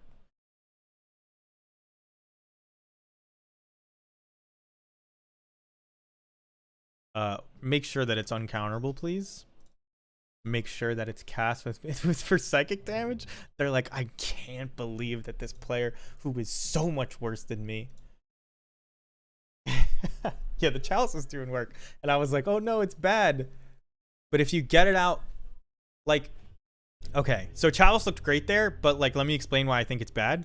Because I'm gonna leave it in because you can't have it do that well and then take it out, because that's just like insulting to the universe. But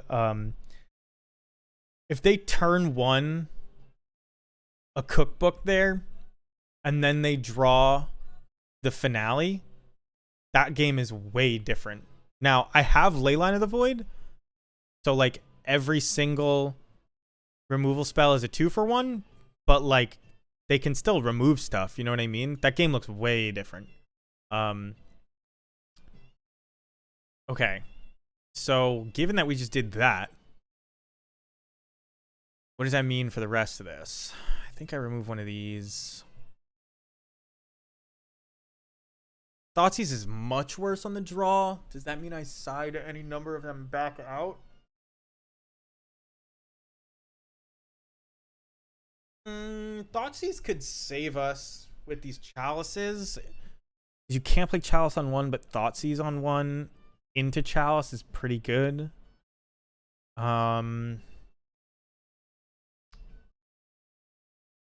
I'm playing 4 ley lines, I cannot mulligan any hands that have leyline in them away, is the truth.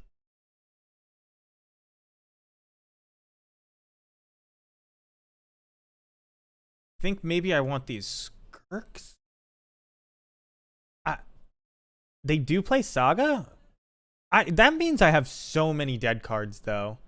And if I'm on the draw, my Goblin soundtrack stream, I hate to break it to you, it's just concerts played by the Grateful Dead. That's it. Anything, I'll show you it in 1 second. I pick a random one. It's always the same songs because they play the same songs over and over again. But this one is currently on Spotify, but if you go to relisten.net, and this is an open source project if you ever wanted to make your own, I scroll and I'm like, all right, here's the thing to know. Their 60s stuff is like very hard rock, like experimental noise. And then this whole era, like 70 to like 80, is like very like laid back, good, like energetic sometimes, like 70s rock music. And then the 80s to the 90s, it slowly gets more synthy.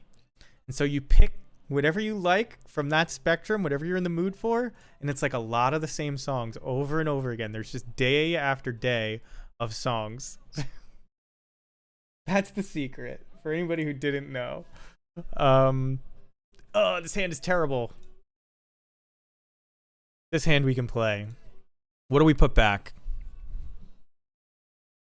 I guess I put back Sling Gang Lieutenant because I may never get the mana to cast it. And it's like a combo piece that I cut kind of down on. And all these cards are really good. I mean, Mog War Marshal kind of sucks. Maybe you throw back.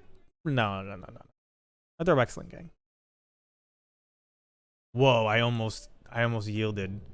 I don't know what happens if you hit yield while it's asking you to pick something, but I would have been so mad if I didn't put that ley line into play. I'm gonna lead on Mog War Marshal. Yeah. I'm gonna lead on Mog War Marshal for 2 reasons instead of Runevelt. The first being that I want to pressure them and I don't want to get screwed, but we don't have like a vial or anything to get, the value off of Runevelt into Mog War Marshal or whatever. I guess that doesn't even make sense. Man, that Leyline of the Void always screwing you. I do get to attack for 2 if I really want to next turn. But yeah, I just listen to the Grateful Dead a lot. So right now, this is me. Well, okay. So there's actually 2 things I listen to. It's either the Grateful Dead or where is it? There's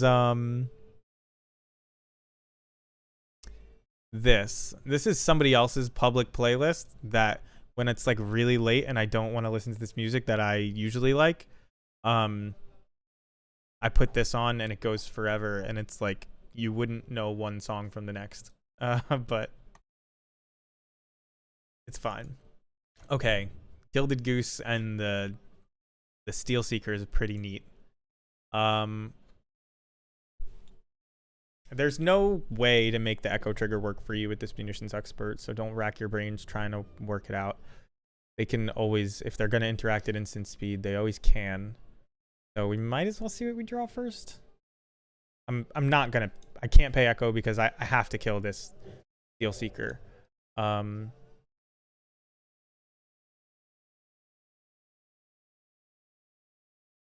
right, we're going to get just completely screwed on lands this game, but that's fine. We are only playing 22, so we deserve it occasionally, but we've had things to do with our mana this whole time because Runevelt brought our curve down a whole bunch. Next turn they get to make a construct, and the turn after that, I don't even know what they would fetch. I guess, would you get Cookbook when I have a Leyline out? I don't know. Can you fetch that new Termite card? I'm glad you're having a good time, Ganja, because I might be having a bad time in a second. I'm about to be 1-2, I think, because this is not a confident start from me.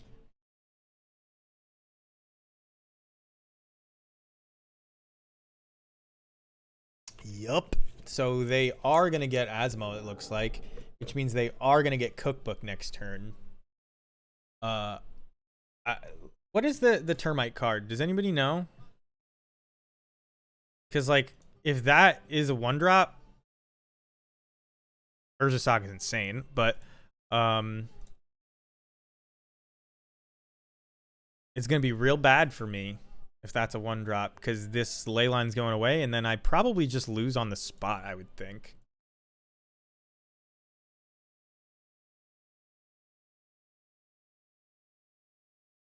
I didn't even realize that they could block with that, but it doesn't matter, because you wanna find cards to be able to play. Yes! Alright, this is why you play Runevelt, because sometimes you get to exile your Leyline of the Void off the top of your library. Haywire Might. Thank you. You have to do card Haywire Might because I didn't set it up to do the other way. And it is a 1-drop, which means they are going to get to kill it, which is such bullshit. Wow. If only I had drawn land Blood Moon. But Leyline is about to die. And then they're going to play... They're going to play their Cookbook. And I'm going to be 1,000,000 years behind. I don't think we win this one, guys. Believe it or not. Asmo food decks are, historically, at least the way I play, very bad matchups. Very, very bad matchups. They have infinite removal, bigger creatures, ways to get trample, and you really can't combo them. There's a difference between, a big difference. Let me see. I really want to draw a land. Does this change anything? I'll take 7. The difference between, yeah, a lot of people think that's an advantage of Goblins, but I kind of, oh, we are super dead. I kind of never like to count that, because if you go to the same store, if you're good, right, and you make your deck popular, are we just dead? We're just dead because I have to Thoughtseize because there's no way that they're not bringing us back. There's just like I could concede here, but I want to see their hand. Yeah. So, and then the Academy Manufacturer. Wow. All right, we're very very dead. Thoughtseize concede, classic. Yeah, I don't like to discount my opponent being confused and not knowing how my deck works as like, you know, percentage points for my deck, because you could play worse decks and have that be the case as well. Goblins is legitimately good. People do make misplays a bunch, but I make misplays knowing every card in the opponent's deck.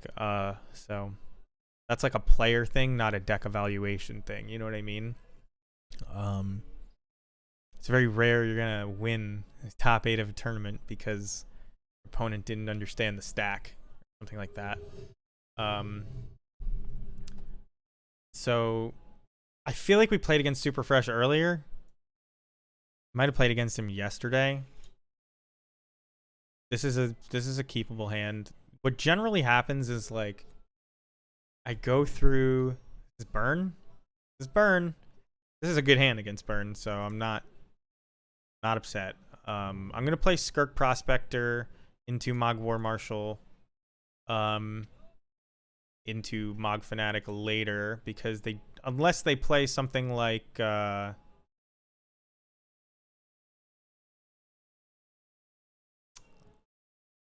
Dragon's Rage Channeler, this Mog Fanatic is not gonna get a ton of value with its ping. And I don't. I guess Skirk next turn. If it survives, I can play out Mog War Marshal and then get a Fanatic into play as well. But I think just more chumps is going to be better, so I'm not going to want to do that anyway. Like, usually with burn, and if I'm wrong, I'm not far off of wrong. Yeah, I agree. We have a fair plan against everything, and that is what makes your deck good. So you do get to outplay your opponents. So, like, the reason people pick counterspell decks, that's a reason that you might pick Goblins, because you feel that you're good enough that in an open field against fair decks, you're going to do well. And against combo decks, we get to mulligan and hope to get turn 3 Snoop. Yeah, this is one of those rare cards that you can't actually fizzle the damage by sacking. I'm just going to show you that that's the case so that I don't get the question, because it doesn't matter either way, but it still deals 3. It's because it says target twice. It doesn't say target creature and that player's controller. It says target player and target creature that player controls. Another Skirk. Not the worst. We're kind of just hoping to run them out of removal or draw a 4th land before we play our Boggart Harbinger. Because generally, if you play a Skirk Prospector, not a Skirk Prospector, excuse me. Generally, if you play a Sling Gang Lieutenant, it's hard for them to close out the game, and you've bought yourself enough time to win. That's generally how it is. Sometimes they have, perfect Searing Blaze hands. Sometimes you don't have Mog War Marshal to gum up the board. But that's generally how you should play burn. But yeah, I think Goblins is. I mean, I don't know. There's people here from Mistaken's stream, Mr. Ken. There's people here from there that maybe don't frequent all the Goblin channels that most of us do. That don't know why they would ever pick Goblins, or maybe you're thinking about it. And me losing in probably all of these games is not it's not giving you any confidence. But I'm gonna double block. I'm gonna double block because I'm slamming Snoop next turn, and I'm not paying Echo, and this 1 token is not gonna matter. It's funny, even if they kill Snoop, you can just like Boggart Harbinger and put Sling Gang on top and win as if you had comboed, but not really. So they have 2 cards in hand, and I have. Okay, wait. This is actually a big deal. They have 2 cards in hand, and I have 6 life. So they're going to draw a 3rd card, but chances are I'm dead, just so you know already. So is there a way for me to get any amount of life this turn without playing Snoop? Answer is no. So I only have 1 course of action. I have to hope that there's a Sling Gang on top and that they don't have the card that I'm fearing in their hand, right? Like, that's all there is to it. So if this Snoop survives and I survive, this 1 point of damage won't matter. And it's possible that I need to block a haste creature to leave my Snoop alive. So I'm not gonna yeah, I think they just feel so all right, we're almost definitely dead. Yeah. So Goblins is definitely one of the best decks. It is it's got really good game against a lot of things. I'll explain these choices in a second. Harbinger's still good. Aether Vial's good because you need to get around their 2 mana card, Eidolon of Revelry.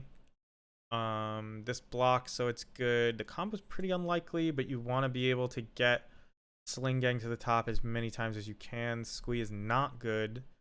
Vial's a bad top deck, but you need it, like I said. Panic doesn't do anything except block. You need all these. Guess Trashmaster kind of sucks for what it does. Do we want to run 61? Combo is unlikely, like I said, so Kiki Jiki comes out. Ringleader, you don't really need any number of ringleaders.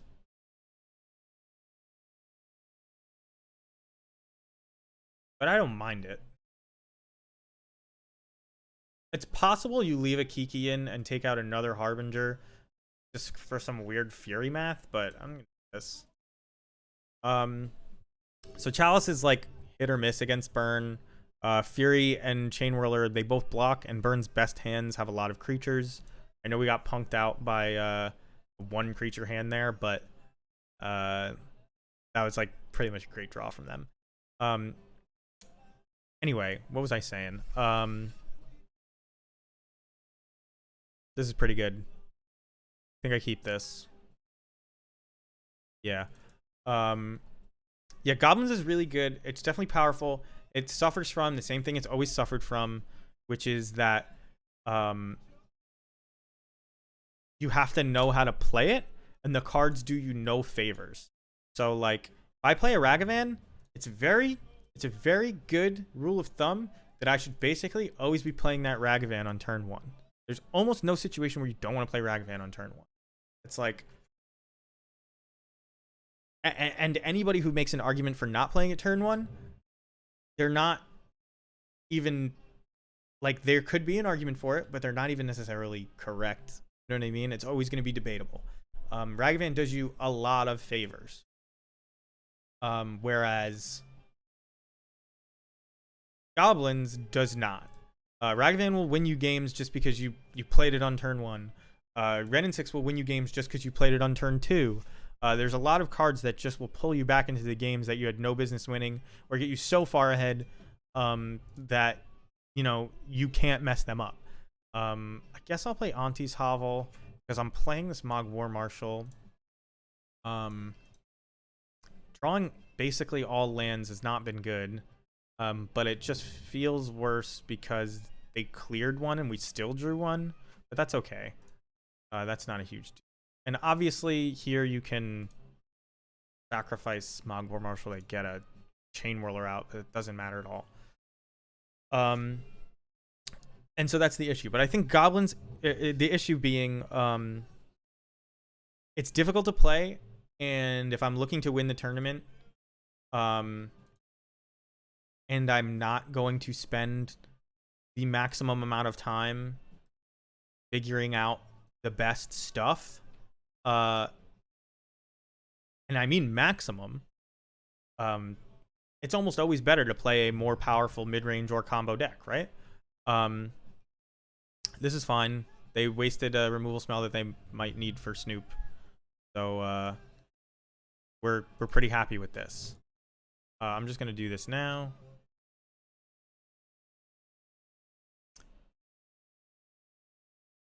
And then that allows us to yield through the turn. And then, I mean, we'll see if they tap out before we put our Snoop in, but I guess because I don't quite have the combo, I really want to play this Chain Whirler, but I don't need to. So I think I want to have a redraw with Snoop. And I think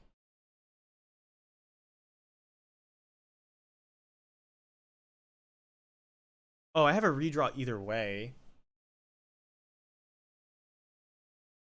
We'll force them to use another removal spell. But they know I have Snoop. Any removal spell that's not Searing Blaze that they can point at your creatures instead of your face, you're on board with. So if you can trick them into doing that, all the better. But okay, so like I was saying, perfect. So even though Goblins is like very good, a lot of people will choose not to play it because they don't want to learn, you know? Goblin Matron. I believe we want Goblin Matron. Yeah, we do want Goblin. I'll block.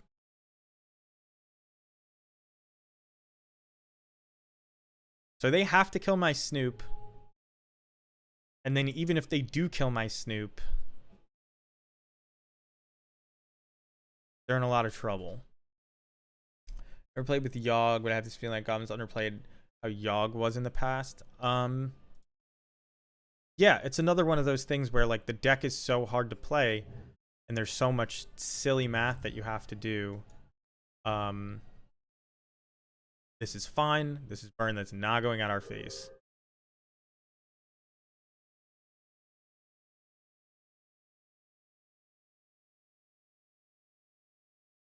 We're going to draw this Matron, and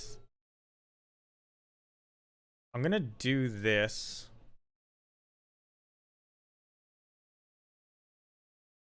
Because I want to block this, and I want to play the Matron when they have even less.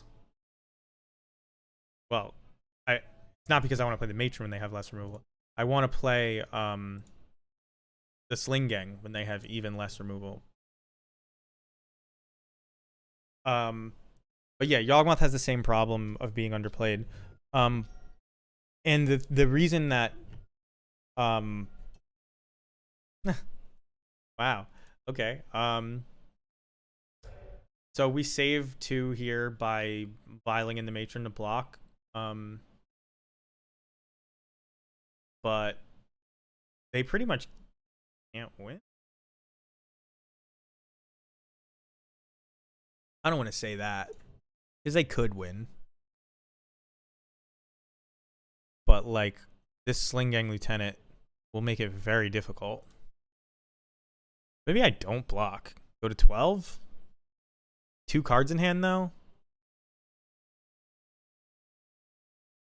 I think maybe I don't block.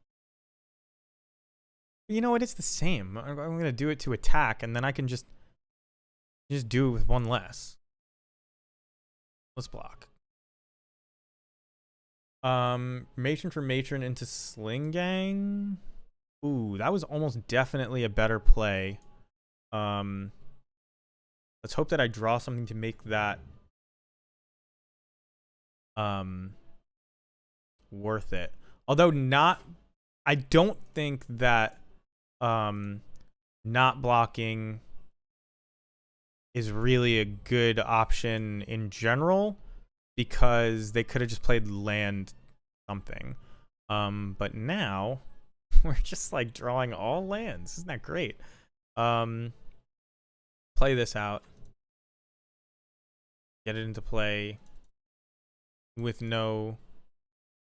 But we have a lot of time. We have a lot of cards we can draw that are very good. But I almost certainly should have matroned for the matron to then play Sling. That just would have left me with one more 1/1. And whatever. That would have been good.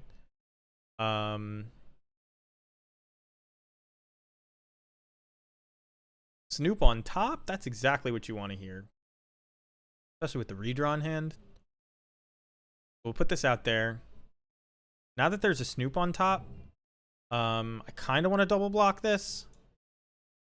Because if they put removal on one of my goblins, I'm like even more excited than before about it. So we'll do that. Force them. We don't care about the life total that Sling Gang give us as much as we care about our Snoop staying in play right now because we're at a really high life total. Yeah, but if they did play a tapped land, yes, that would have been good. But I think you gotta block. I just don't think that in the average game you're losing here. You're at 15 and Burn has 1 card in hand. Like they can, you know, draw with these Sunbaked Canyons, but I think we're in really good shape here.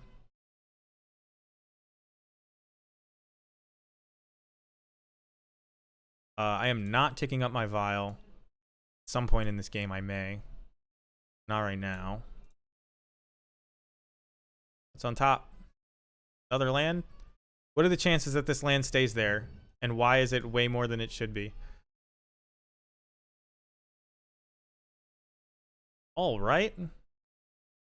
I mean, I'm not even going to combo with this. I'm just going to stack my deck good. Although, like, getting Kiki is good, but... like, kind of can't be wrong to get Sling Gang, but kind of really want to get Ringleader and then just draw it next turn, you know? Like, Sling Gang gives me, what, a whole bunch of life, but I gotta end the game? I think I'm just gonna grab Ringleader. We're running even play. Yeah, this is when you get like, I'm not saying they made any this is a case where I don't think I should get Matron here because I would have to Matron for the Ringleader and then I would not get the upside of having all these lands untapped to play whatever I get.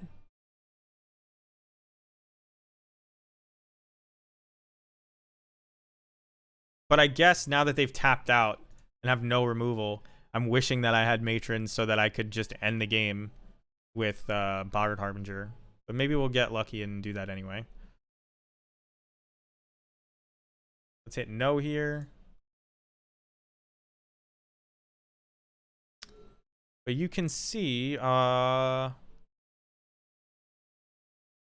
that off the top. Wow. Magic Online is chugging.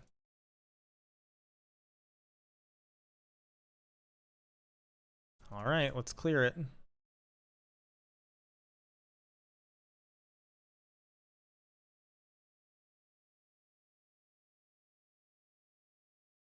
There it is.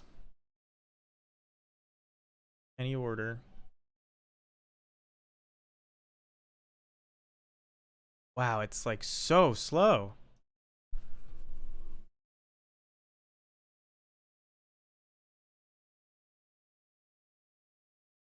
This didn't used to happen to me. Something is different. And I don't know what. We don't need to do this many times, thankfully. It could just be an update that they put in. But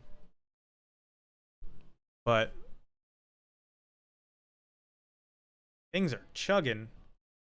I think we keep the same board. I don't think there's anything that I would... I mean, this is not a good card, but... Yeah, I think there was 1,000 ways to win there, and it's like... I don't know, what do you lose to? Like Boros Charm, Bolt. Like, it was really hard to lose. And I could have, but I don't... It's hard.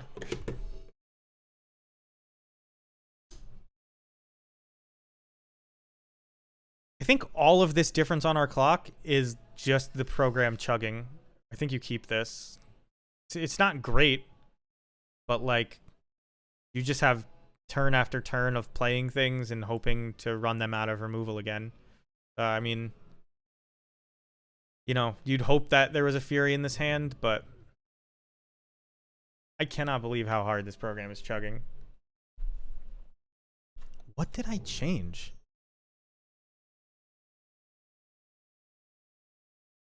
There's nothing new open. And my monitors are fine. Ooh, this is painful. There's an argument to be made here that you play Cavern of Souls, because if you flood out, you may never have to crack a single fetch, and that 1 point of life matters. But I'd also like to get a black source into play painlessly. Not that I don't already have a black source. But I feel like I'm going to have to crack this fetch. At some point. Like, I don't think I can get away with not.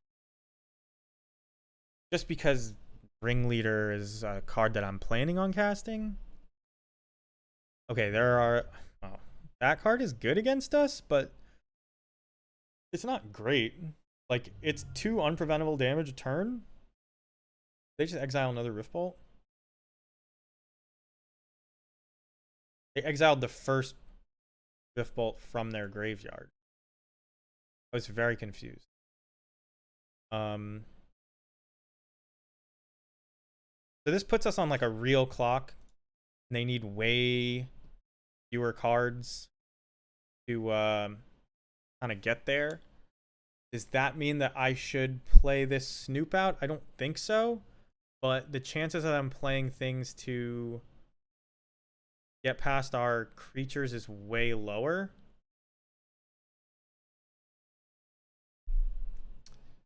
So what is this? This is, let's call this 4 damage right now. I'm at 12.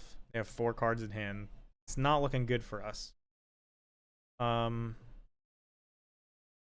We need to find a Sling Gang pretty quickly. And the best way to do that is to play out Runevelt.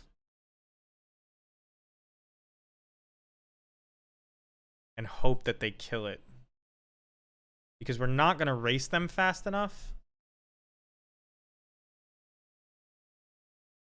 But we need to dig. Although we can't dig this turn and still play Sling Gang. But you have to assume you're not going to draw it in the first one. And you're exiling cards that aren't it.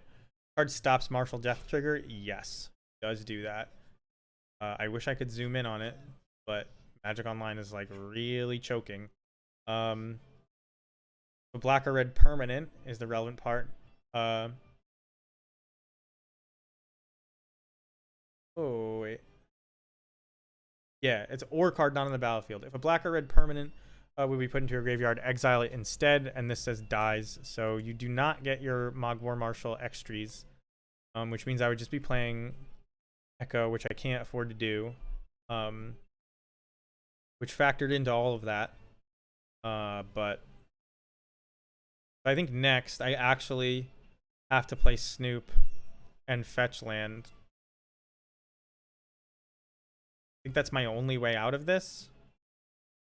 Stops Horde Master trigger as well. Not on tokens. But yes.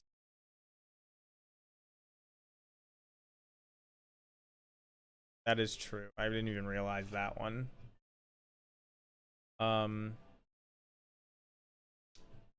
Fuck. Can we get there? I think we barely have enough time if they start burn at our creatures. Just because we have a second Snoop. But if... Okay. So, what I said about tokens, no, this is actually good. I mean, we win if they don't kill Snoop here. What I said about tokens is relevant. But they're gonna have it. Oh, maybe they don't have it? Or well, they might just have us being dead. But they are dead if we're not dead. So that's interesting. I guess if I played these in the other order, we could have killed them kind of on the spot. But we didn't know that. I'm assuming I'm dead here. Unless they kept this Sanctifier and like a whole bunch of bad cards, but they just need 2 burn spells and they have 2 cards in hand and 4 lands already. I think they lose.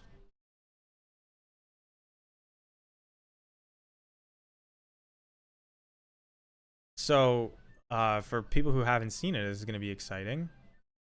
Unless...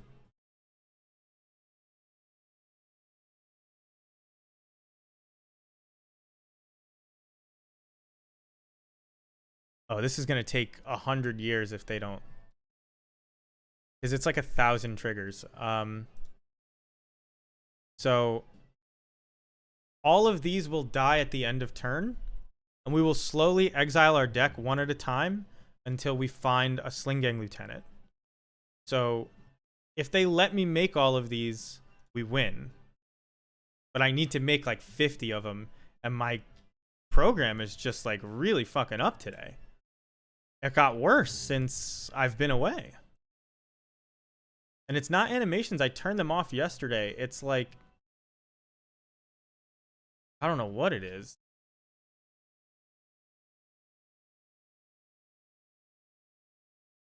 But... this is not the type of opponent that I believe will concede. So... I don't know if there's things on the screen and me spam clicking will help instead of waiting. It doesn't feel like it. Yeah, it won't even go through.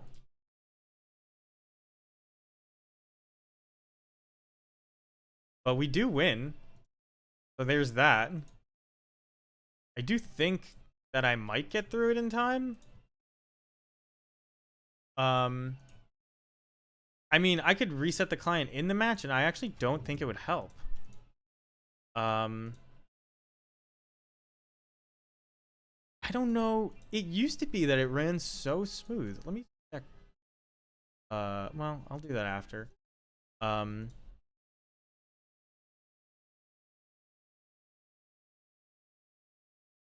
I think this number is going up even though nothing is happening.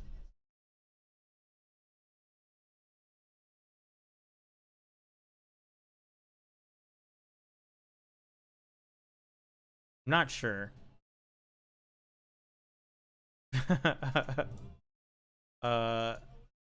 Let's see. The next time my client updates, is there 4 or more? There's just 4. Not going faster if I click a lot. So this is a win. I'm gonna tell them, but like, it's crazy how slow it's going.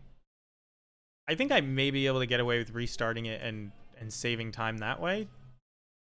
Although, look, 7 just showed up. Now is it like... It feels like a couple show up in a row sometimes.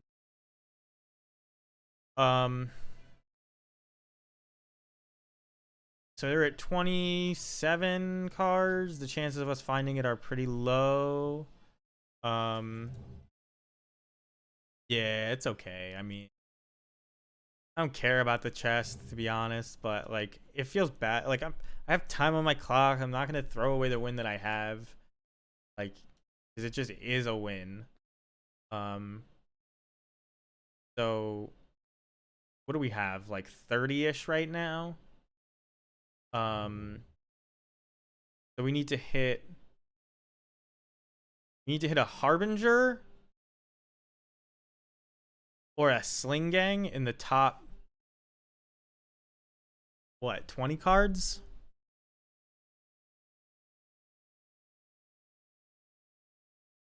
And it's going to get even worse because every time one dies, there's gonna be a Runevelt trigger. It's gonna be so bad.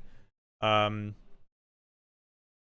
it is a win, and it's a cool win too. On top of that, this is like, I mentioned it earlier during sideboarding. Like, Runevelt does help you win in certain situations with the combo, and like, here it is. So I'm glad that came to fruition, but I'm also sad that my client is like even worse than it used to be. I used to be able to do this just fine. I don't think I've changed anything.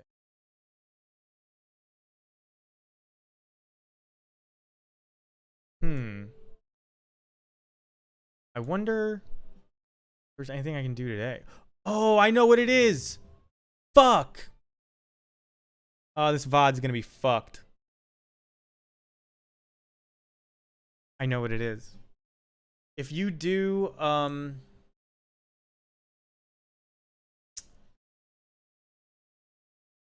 if you do app sound, if you capture app sound, it makes MTGO do this.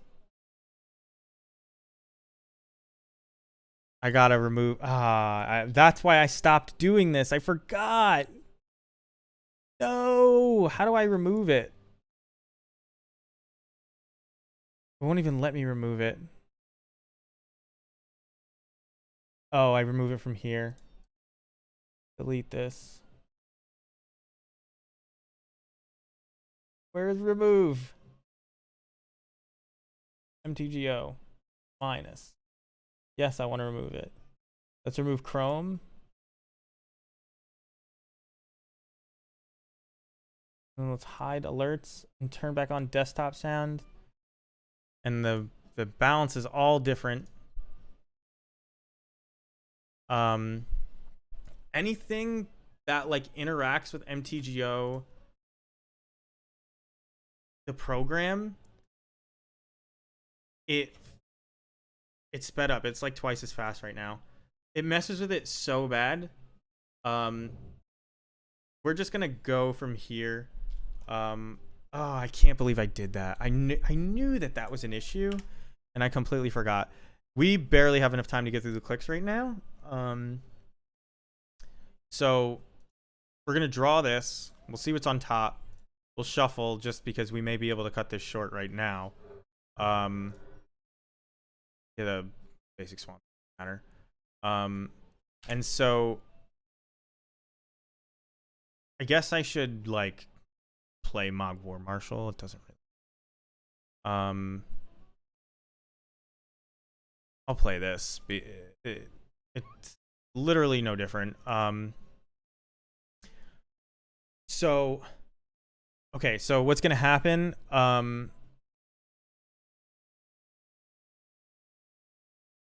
Is that the sound effective moto messes things up? I've never had that experience. So all of these are gonna die, but they're gonna die one at a time. And so you stack them, and every time one of them dies, you exile the top card of your library, and then Runevelt Hordemaster like lets you cast those things, but you don't need to cast them. The top of your library changes every time you do that. So you do that until you find Sling-Gang Lieutenant, and this is Moto chugging right now, putting all of these triggers of death on my screen, and they're all already there, so I just have to okay through them. Thankfully, it stacked them all for me. And now once this becomes, where is it? What is going on here? Nothing is changing? Why is the top of my library not getting exiled? This is an incorrect interaction.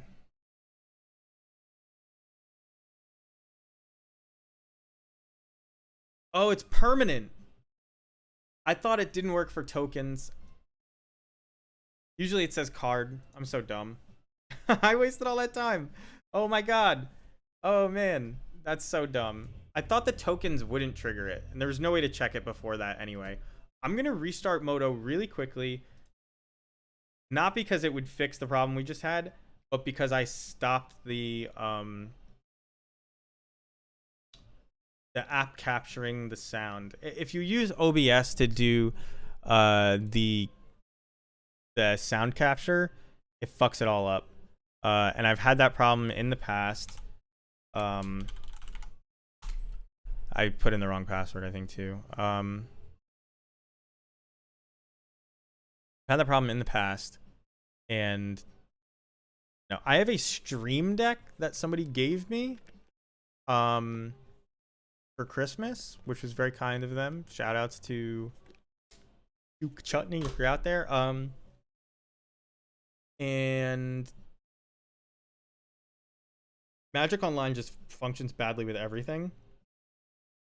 So when I turn on more screens that are not the same refresh rate as my monitors, I actually don't have the software running for it, because it does fuck me up. But it's not the software running that fucks it up, I've determined. It is the Stream Deck itself. But OBS also fucks with Magic Online, which is ridiculous. I wish there was a way to fix that, but that's an OBS problem, I think, not a Magic Online problem. Had that problem in the past.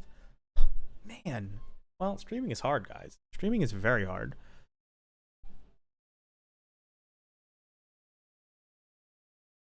Get some water, maybe? When this sound capture thing was still in beta, I tested it, and that was the only change I made at the time, and that was what my moto started to slow down, so I know it was that. And so I undid everything, and then I downloaded this is a keep. I downloaded the new version of OBS, and it was no longer beta, this plugin. And so I hoped that it fixed it now that it was out of beta, but I actually even reported the bug, and it never got. It's like, who's gonna fix that bug? It doesn't slow down. It doesn't slow down Crisis. It slows down Magic the Gathering Online. Damn, I sucks that I forgot about that until all the way through that. I think we were actually dead there either way, but I wasted everybody's time. Only about 6 minutes that you won't get back. But yeah, it's just that this framework is so old. And they don't use it for just version control. They actually use some really core stuff. I guess I just want to play this instead of oh, everything is faster. It's so crazy. This is faster than my thing was going before it slowed down, like at the very beginning of, man, so crazy. I really hope they just do a complete rewrite, but I don't see why they would. Like, just make it not in .NET. I mean, I see reasons why they would, but I don't think they're going to, I guess, is what I mean. Waste not. This is what you get in the 0-3 bracket. I'm 1-3, but we're just going to play it out. When an opponent discards a creature card, they discard a land. When they discard a non-creature, I'm questioning if this munitions expert matters at all. I think they play that stupid zombie.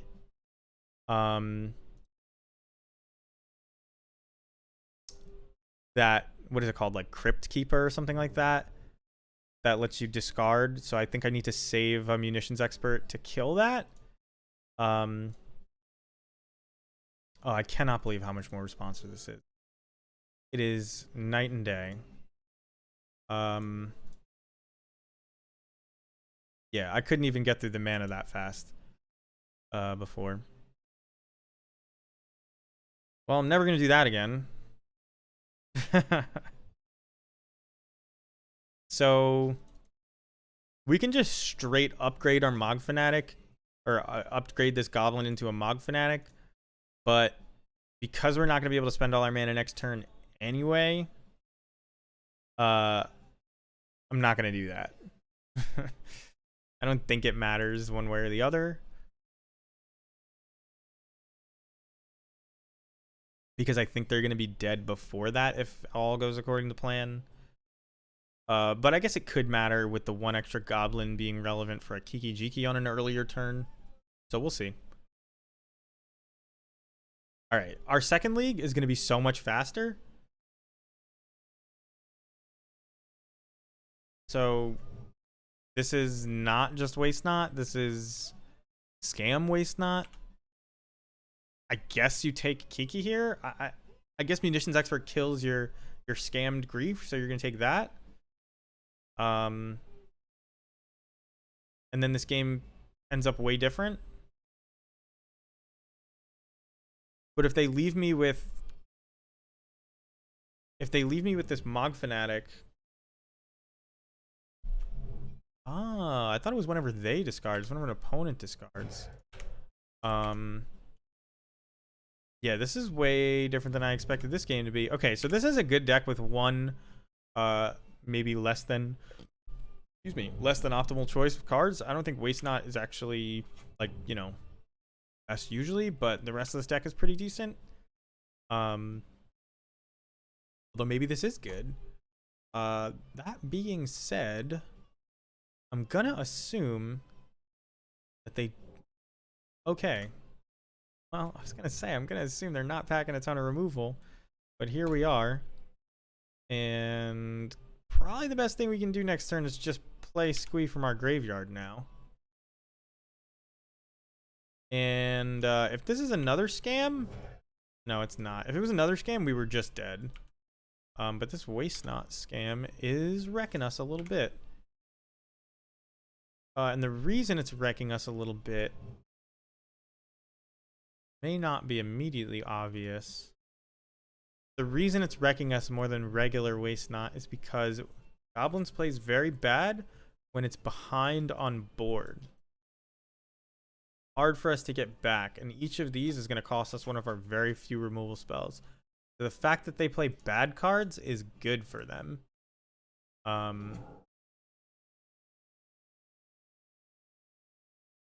Like, just bodies when I can't... I mean, they have 0 cards in hand, so if I draw Snoop, like, we probably win the game. So, like, I am going to block this to give me the extra turn. Actually, it's the same amount of turns. Because it's 6, 12, 18, or 8, 16, 24. I think I'm going to block it because then I get to play Mog Fanatic and block. Yeah, it's Scam, but it's a version of Scam that's not that they want to play their pet card in. And there's a reason they're 0-2. Like, not that I'm faring a ton better, but do I play this Harbinger or do I just hope to draw Snoop? Whatever they have in hand, they didn't play it, but that could mean that it's another Grief. I kind of want to play the Harbinger and put like a Munitions Expert on top. Instead of just hoping for Snoop, because we actually can come out of the other side of this.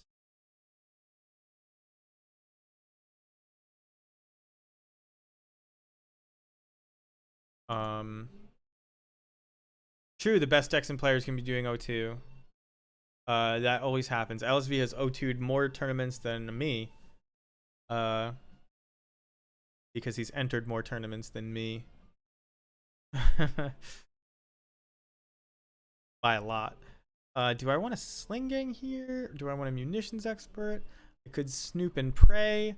I could Matron into Munitions Expert. That sounds pretty good. Matron into Munitions Expert.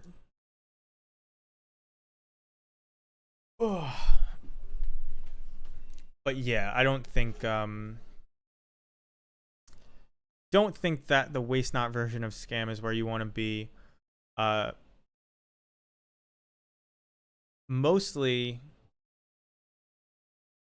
So if I if I double block this grief and they have a removal spell, like I'm in a little bit of trouble. But if they don't have a removal spell, great.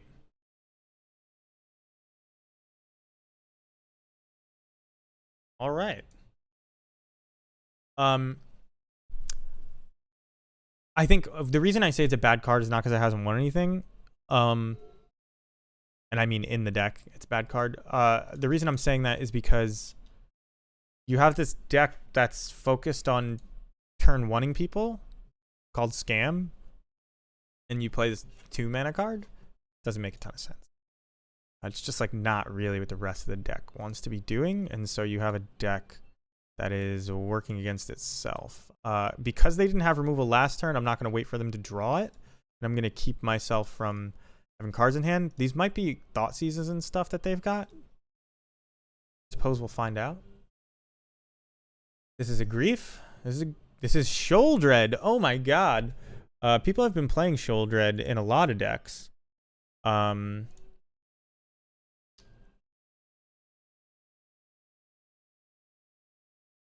lose 2. This is going to go by quickly.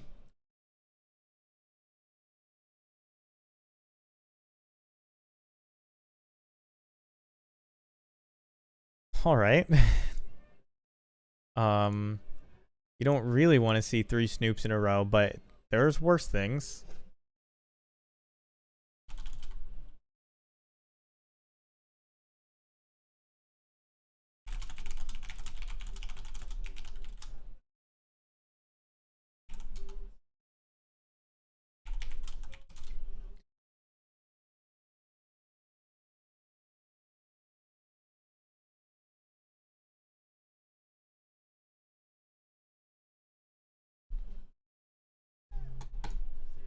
Let's see what's underneath this snoop.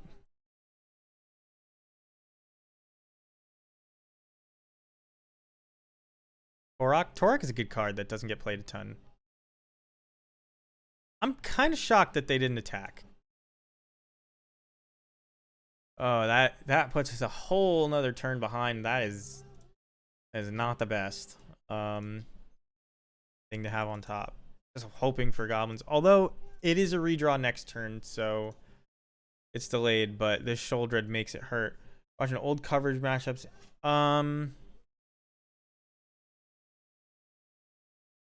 It's usually decks that are exciting because the high stakes, like late into the night stuff, is usually like pretty boring because it's like 2 a.m. And they're not playing well. Although, sometimes that could be good, I guess. So if I don't find a goblin here, I think I just die. Pretty much.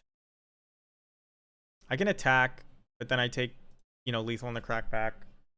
Dead to bolt. I'm dead to so many things. I'm trying to think way back. If you want to see like the whole tournament run, not a specific match, at the beginning of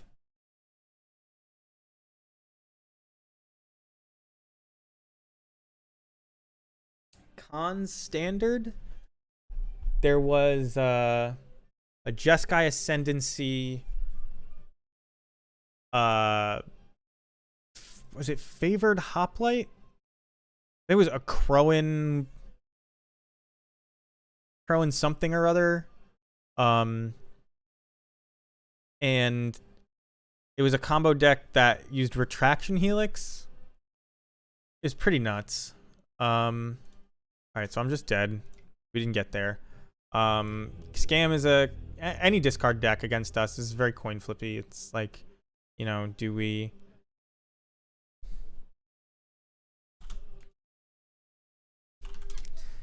I don't think you bring in Leyline against Scam. I think you bring in Fury. Chain Whirler probably trades pretty well. I think you want Chalice. From Goblins, you want Max Teetsy playing Legacy Goblins. That's for Stoneblade. If you're a legacy person, there was a legacy slivers run that was really good way back. I don't know the kid's name. I know what he looks like. Um,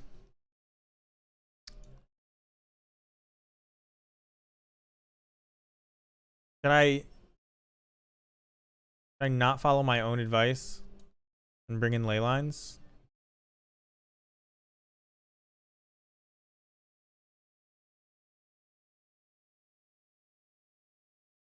Let's not follow our own advice and bring in ley lines.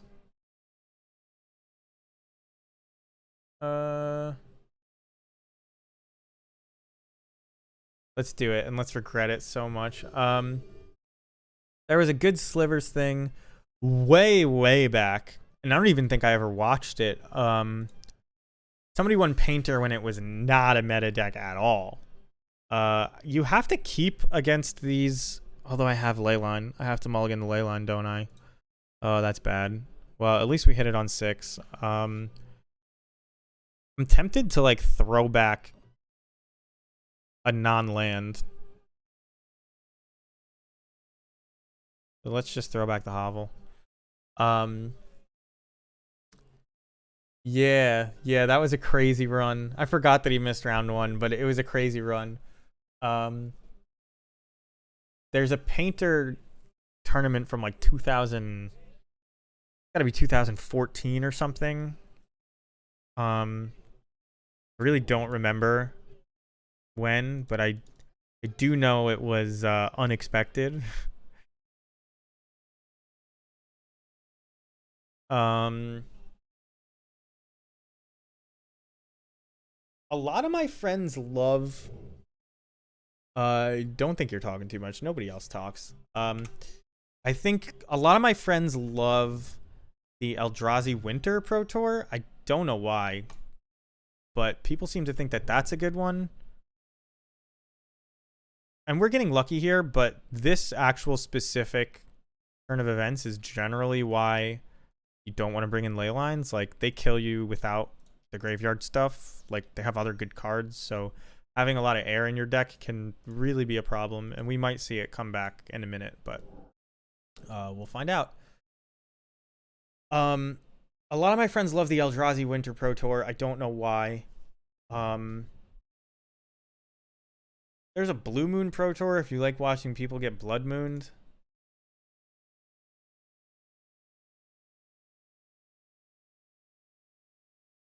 This is a rough one because, like, now if they have Thoughtseize, like, there's no way they're not going to cast it, right? So, like, how do you put your best card in your hand? So I kind of want to get, like, a Rune Velt instead of my 1 Ringleader. But the upside of getting the Ringleader is just so much higher. Although, maybe they kept, like, a bad... It feels like what they did was they kept a scam hand, and I leylined them. Although they did Ragavan turn 1, but Ragavan plus scam the leyline already. I think they kept the scam hand, and now this is gonna force them to grief. Not that they wouldn't have griefed with the Rune Velt anyway, but would have still had this in our deck. Wizards fucked the Pro Tour with did you go to that? I've never qualified. I've never really tried, but I don't. It's not that I couldn't, but I would have to get lucky, like luckier than the average person. Best modern Pro Tour was Splinter Twin or an Advent Twin. Yeah, cons in general, that whole block was a great time for Magic. They kind of nailed every single piece of it. Standard was good. Modern was good. They reprinted Fetchlands, so Legacy had more people playing. They can't win from here. That was a fantastic time to be playing Magic. I'm trying to think of other. The Jerry Thompson Pro Tour with Mardu Pyromancer is a pretty good one with pretty fair Magic.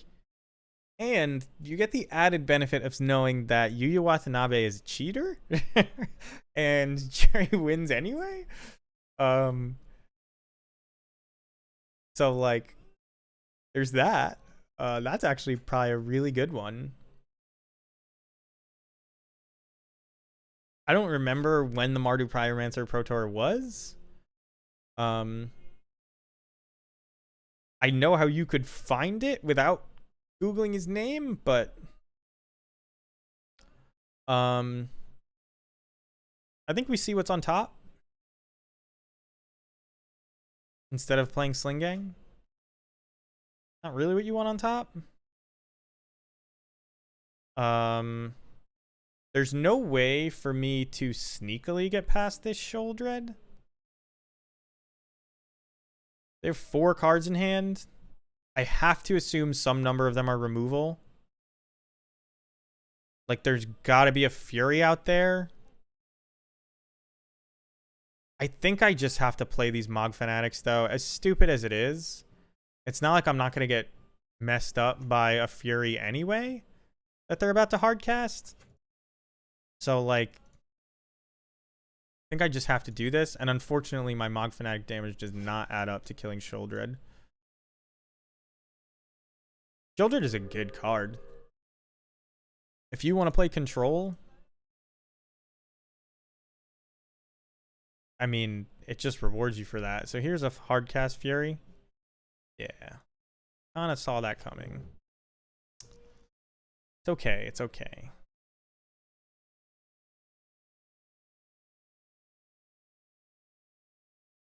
I don't know. Sometimes people choose to just take out the 2 biggest things. But if I were them, it would be these 3 right here.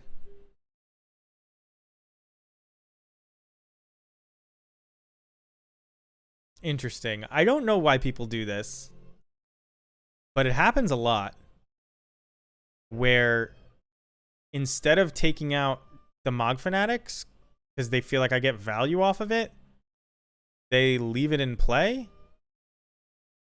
And like, I'm going to take this 4 because I'm going to start blocking this 6.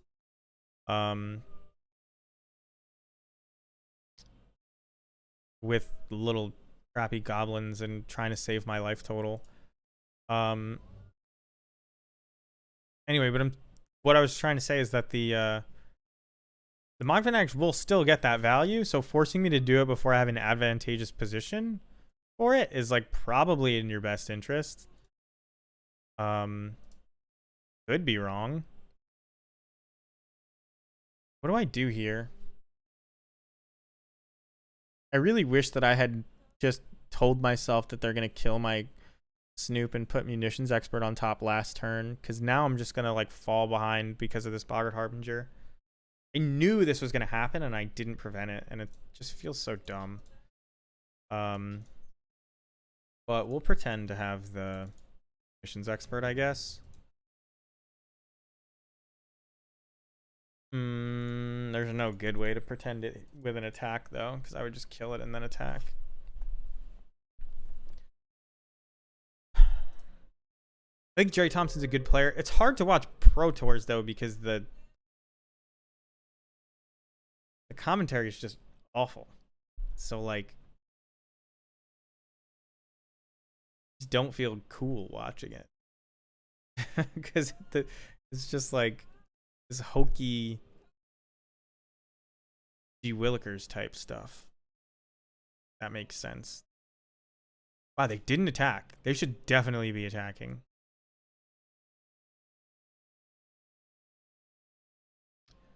So now I have to play this Harbinger.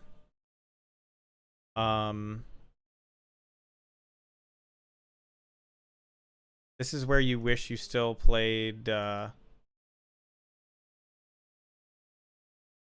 my god, what the hell is his name? Pashlik Mons. Yeah, the Pro Tour itself was good. There's a bunch of like 3-color standards from then, which are probably good, where everybody's playing like Baby Jace.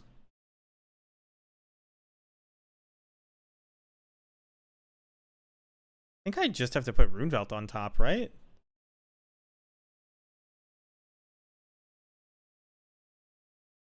Because if I put Runevelt on top, I can attack for the win. But again, I should probably be putting Matron into Runevelt. No. Because I want to find... Okay, wait. How dead are they? They're going to have 17...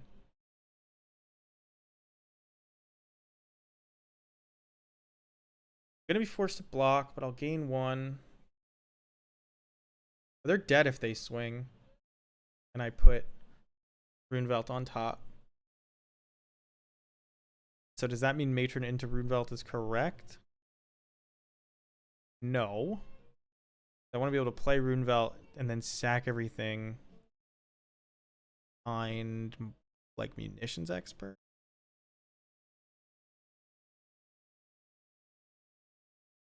But is the upside of having the mana untapped even real?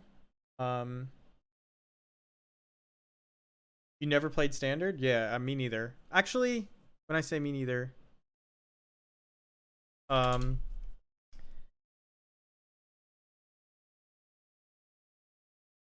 when I say me neither, I mean this is just why Runevelt was invented, because it makes this play brain dead. I don't want them to get the benefit of some stupid waste not into Thoughtseize. I'm gonna play that. I attacked with everybody 1, 2, 3, 4, 5, so like 3 gets through and I sack 2, go to 10. Not worth it. What standard did I play? I brewed a standard burn deck for 1 PTQ that I went to at the beginning of Theros. It might not have been Theros. It wasn't Theros. It was there you go. That was why I played it. It was the beginning of the one after Theros. So the second Theros set in the block, but I can't remember the name of it. But that was a sick deck. So I definitely have to block this. And I think I just have to block this too. Although I have Runevelt on top. So can I take 4? They have 2 bolts. I lose? 4 goes to 6. No, I don't lose to 2 bolts. I lose to 3 bolts, but I'm okay with that. That is like way less likely. And I don't actually lose to 3 bolts. I just sack a whole bunch of stuff. Journey into Nyx. That is it. Thank you. Yeah, that was the one time I played Standard. And then they tricked me into playing 1 Standard FNM because I got very excited for what was about to be, because in Magic Origins they printed a bunch of elves and I had just played a Legacy GP with elves, and I was like, oh shit, they're gonna have Standard elves, because Magic Origins seeded all the best at green black dude. And it just didn't work out that way. I guess I'm supposed to do this. It actually gets the same amount of damage through to not do this, and they could make a mistake. So let's just do. I didn't own a Legacy deck. My friend did.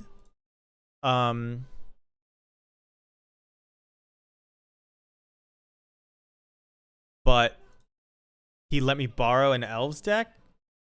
Yeah, I played Modern Elves as well. So I was like really excited to, do this whole Standard Elves thing, and I bought Dwynen and all this stuff, and it just never happened. They printed 0 elves, like literal 0 elves in the next set, and for the next 3 sets.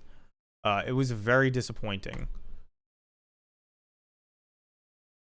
Did I want this? No. I need to be able to kill Shieldred, and I kind of just can't. So maybe I'm supposed to like try to Thoughtseize it. But what would I rather have? They're probably gonna shave on some scam cards, and so like I can get away with this instead of what I was doing. And then I think that means I probably want to play. Let's bring this Aether Vial back in.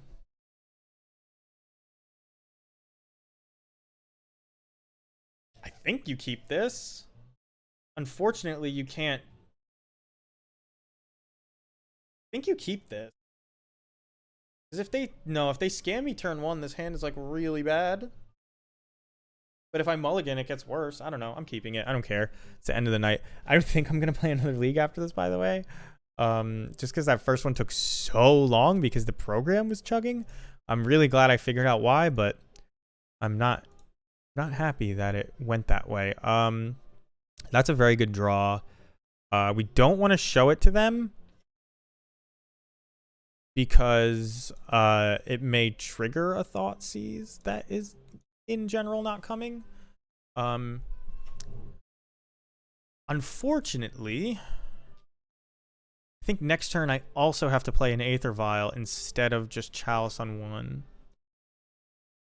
I'd like to Chalice on 1, but here's Waste Not. I have to Chalice on 1 now because they were saving. You know what? I might just get scammed here. I might just get scammed. Yeah. This actually may beat us. Well, they can't scam us. They just get like a 2/2.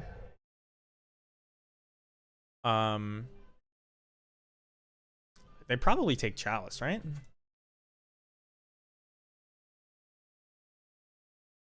I would imagine Chalice is the best card in my hand to them. It makes my draw awkward, but whatever. I was playing Modern Elves at that time. I still have most of it somewhere up there. I sold the Heritage Druids and the Nykthoses at some point, but the rest of it is never worth anything, so I still have those. Yeah, that makes sense. It does mean I get to play this Aether Vial without really worrying about it. I liked Modern Elves. It was a lot like Affinity, but you could win without really attacking. So that is actually a really good draw because, if they don't have removal, we just win over like 2 turns. Having a good night, Ganja. I'm glad you showed up. I was talking about your deck earlier because I don't like Ignoble, but if you rewatch it, you'll see I said you're a very good player and winning despite that. I don't think Ignoble's a good card in the meta. It's obviously a good card. It's just not good when everybody's playing Scam and okay, this is some card. He's Burning Inquiry'd me. And they took the win. So this is not a Scam deck at its heart. This is a Waste Not deck at its heart. Very interesting. And I do see Magus of the Moon, so I'm going to fetch a basic Swamp. But thank you for joining. You and everybody as we draw to a close here. I know it's broken, and that's why I played it. I was like convinced. I was like, no. They gave us this because it matters. But really, it doesn't stack up to the rest of MH2, unfortunately. Wow, I just got wrecked. Well, we'll play this. We'll take 5, 6, 7, 8, 9. Oh boy. They try to discard me again. Obviously, I have Vial and Rune Belt. But Goblins is still easily one of the best decks. I don't think I ever even finished my thought before. It will never be S tier, which is why it's a good deck to invest in. Because it will never ever get banned because all anybody has to do to make sure they don't lose to your combo, play Shock. And there are thousands of Shocks out there. So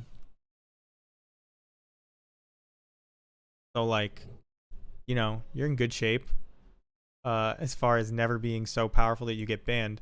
I'm gonna thin my deck because I am dead on board. Anyway. 5, 6, 7, 8, 9, yeah. Well, it doesn't change the clock. I guess I'm not dead on board, but I am likely dead. We're 1-4ing this league. Almost certainly. Oh, that puts me dead on board.